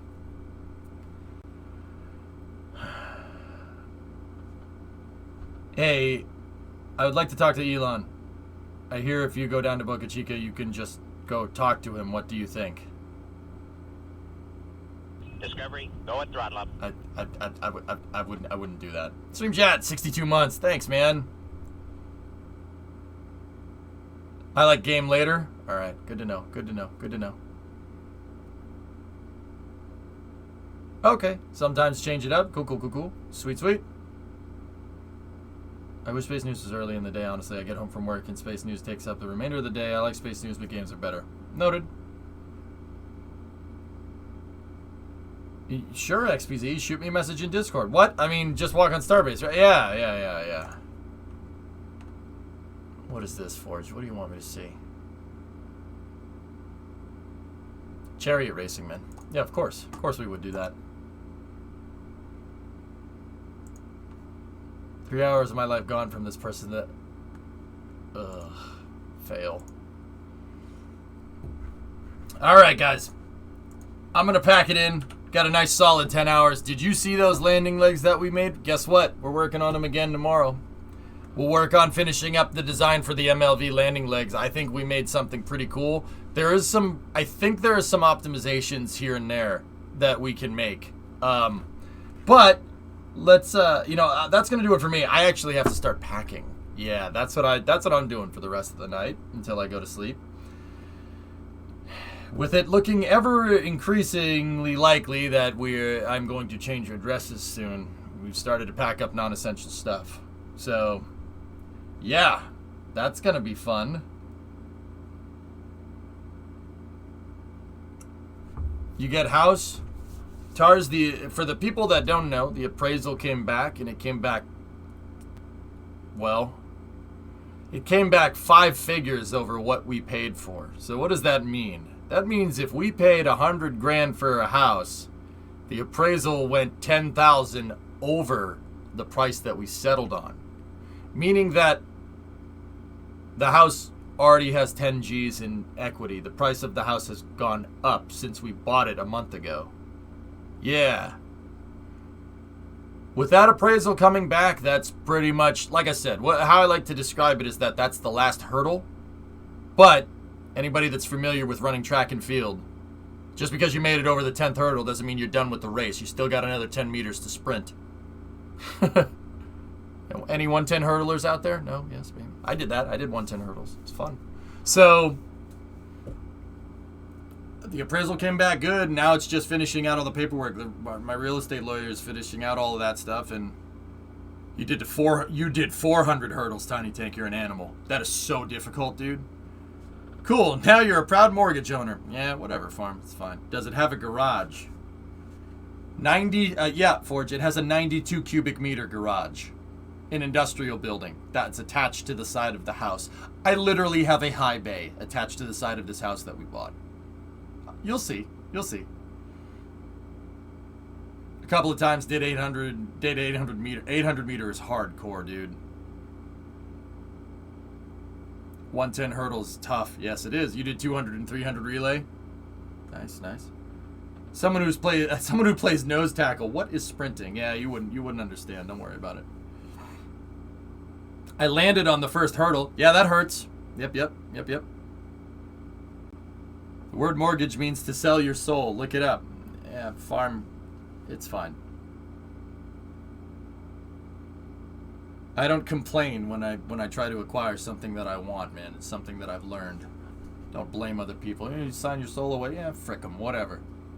I'll do it, and I'll be good at it, and I'll be better than them at it. How about that? When are we starting the real EJ Space program? Let's start with wrenching on cars. I did the 110 and the 300. Being tall 300 is much easier.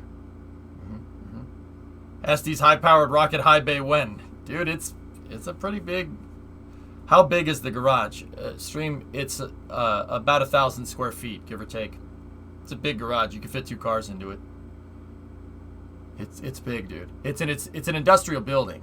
Like, you know the Star Factory that SpaceX is building.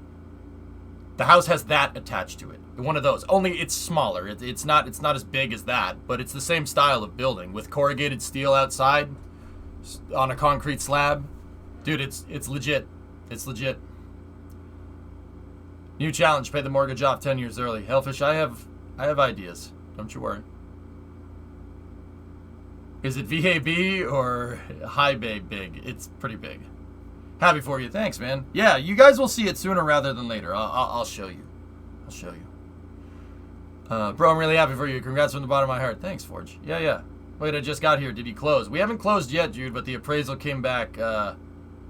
Let's just say it was 5 figures over the price that we paid. So at least 10 grand over what we paid for it. That was the appraisal from the bank. That's not a bad problem to have. So the reason why I'm stopping the stream right now is because I gotta go pack. Time to pack up non-essential. though. Yeah. It's gonna be crazy. It's gonna be insane. Seeing you grow over the last 5 to 6 years has been awesome. Thanks, man. Likewise. Likewise. Congrats. Thanks. And don't pack the crackers till last.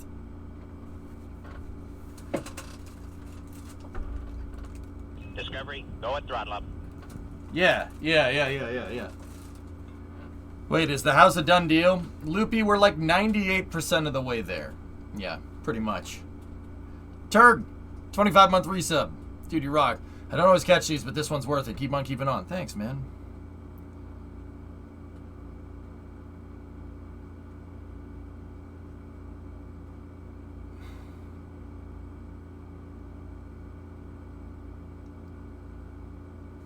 So this singing note thing is finally going into a box? Yeah. Loopy, the appraisal was 10G plus over what we paid for. Yeah. So, like, I'll give you an example. And I wish it was this cheap, but say we paid like $115,000 for a house. The appraisal came back at $125,000. Yeah, it's way over what we paid for, which is a really good thing to have, because if the appraisal had gone under, so say we paid $115,000 and the house appraised at $105,000, that would be an additional $10,000 of closing costs, because the bank ain't gonna finance you for a house that they don't think. They're not just going to give you money because you paid that price. They're going to give you the money for what the house is worth. So it being appraised over what we paid for means that our mortgage isn't going to be as much of a kick in the freaking nuts.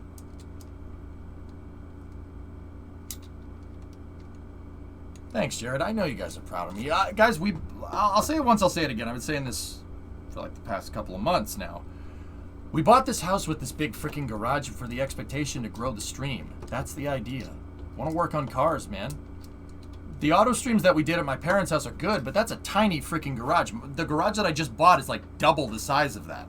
Actually, you know what? It's not double the size. It's about the same size, but the ceilings are like 20 feet tall. It's got 20-foot ceilings. Insulated, powered, industrial building. That's my office, baby. That's my new office. God gifted out 5 subs. Thanks, man. There is water attached to it, farm, but it's just a spigot for a hose. But we can fix that. I can fix it. I know people. God, thank you for the 5 subs. Funny, are we talking about houses? I ended up landing a mowing job for this one realtor a few weeks ago on a house down the road. For me, he said I can mow the lawn until people who I think bought it move in. There you go. Those will be an empty and a fresh start. Yep. No hot tub streams. Sauna streams, baby. No, I'm not doing that. You guys need to see that. No, Jonathan, not yet, but close. So, yep. It's not 125, farm. We didn't buy it for 125. Those numbers were made up. Garage with a crapper is all you need. I like the way you think, man. But Primo would never see me again. She'd never see me again, bro. she's like even worried. She's like, no, don't put plumbing in there, because I'll never see you. I'm like, no. No, that's not what's going on, man. So, yeah. Guys, I gotta go get to packing. All right? I'm going to do that. I think I'm actually going to pack up the 3D printers tonight. Oh, that's going in my new office, by the way. We're going to have 3D printers. 2 of them. Yeah, you know I have 2, right? Yeah, I bought another one a little while back. Don't tell anybody, though. Add a mini fridge there? Who said anything about mini? Are they fixed yet? Yeah, both of them work. I fixed both of them. Yeah, Loopy, there's a hose attached to the garage, so there's a spigot for a garden hose, and that's about it. It does not have indoor plumbing. It's outdoor plumbing. Did I see your last? Yeah, Dama. Mm-hmm. Multi-printer Drifto. So, the reason why this house has an industrial building attached to it is because the guy was running his plumbing business out of there, and it doesn't have any indoor plumbing, ironically, which is kind of funny. When are you jumping to real printing? To real resin printing, Hazanku? I don't know, maybe after hours. My after hours is me packing, predominant. Last pulse. Last pulse.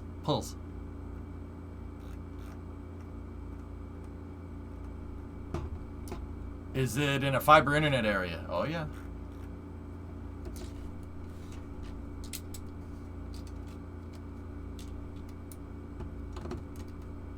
That's my point. No, farm. No. Brimo and I don't work like that. Brimo knows the garage. Brimo's cool. Yeah. Hey, you know what, farm? You treat her right. You treat her right. And you treat her fair. She'll let you buy a damn garage. Funny how that works. You should hire him to hook up a sink in the garage. That way you can wash oil off your hands. One of those big industrial sinks. Loopy, one of my good buddies from around here is a licensed general contractor. So licensed GC is like licensed plumber, licensed electrician, licensed carpenter. Like the guy can build houses, like build the entire house. You don't need to bring in a plumber or anything. You do it all himself.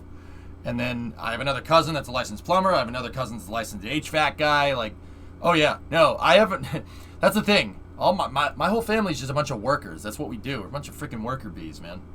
The rest of my family works as hard as I do with this stuff here, but with trades and stuff. Like I have another cousin that's a fireman. I have another cousin that's a National Guardsman. I have cousins all over the place. After hours packing stream. Negative. Get a fridge and fill it full of Long Caro. Well, Grav, that's the funny thing. The guy that was running the shop he was running his plumbing supply thing out of the garage. There's a fridge in there and a microwave. And it has a kitchenette in it. I'll show it to you guys. I'll show it. You'll see. Toast is like, I'm a licensed chat lurker. So the point is that, we want a sink. We want plumbing out there. We could do that. Sure. Why not? We want to put a bathroom in there. There's an office attached to the back of it because running your business and stuff. So that's pretty neat.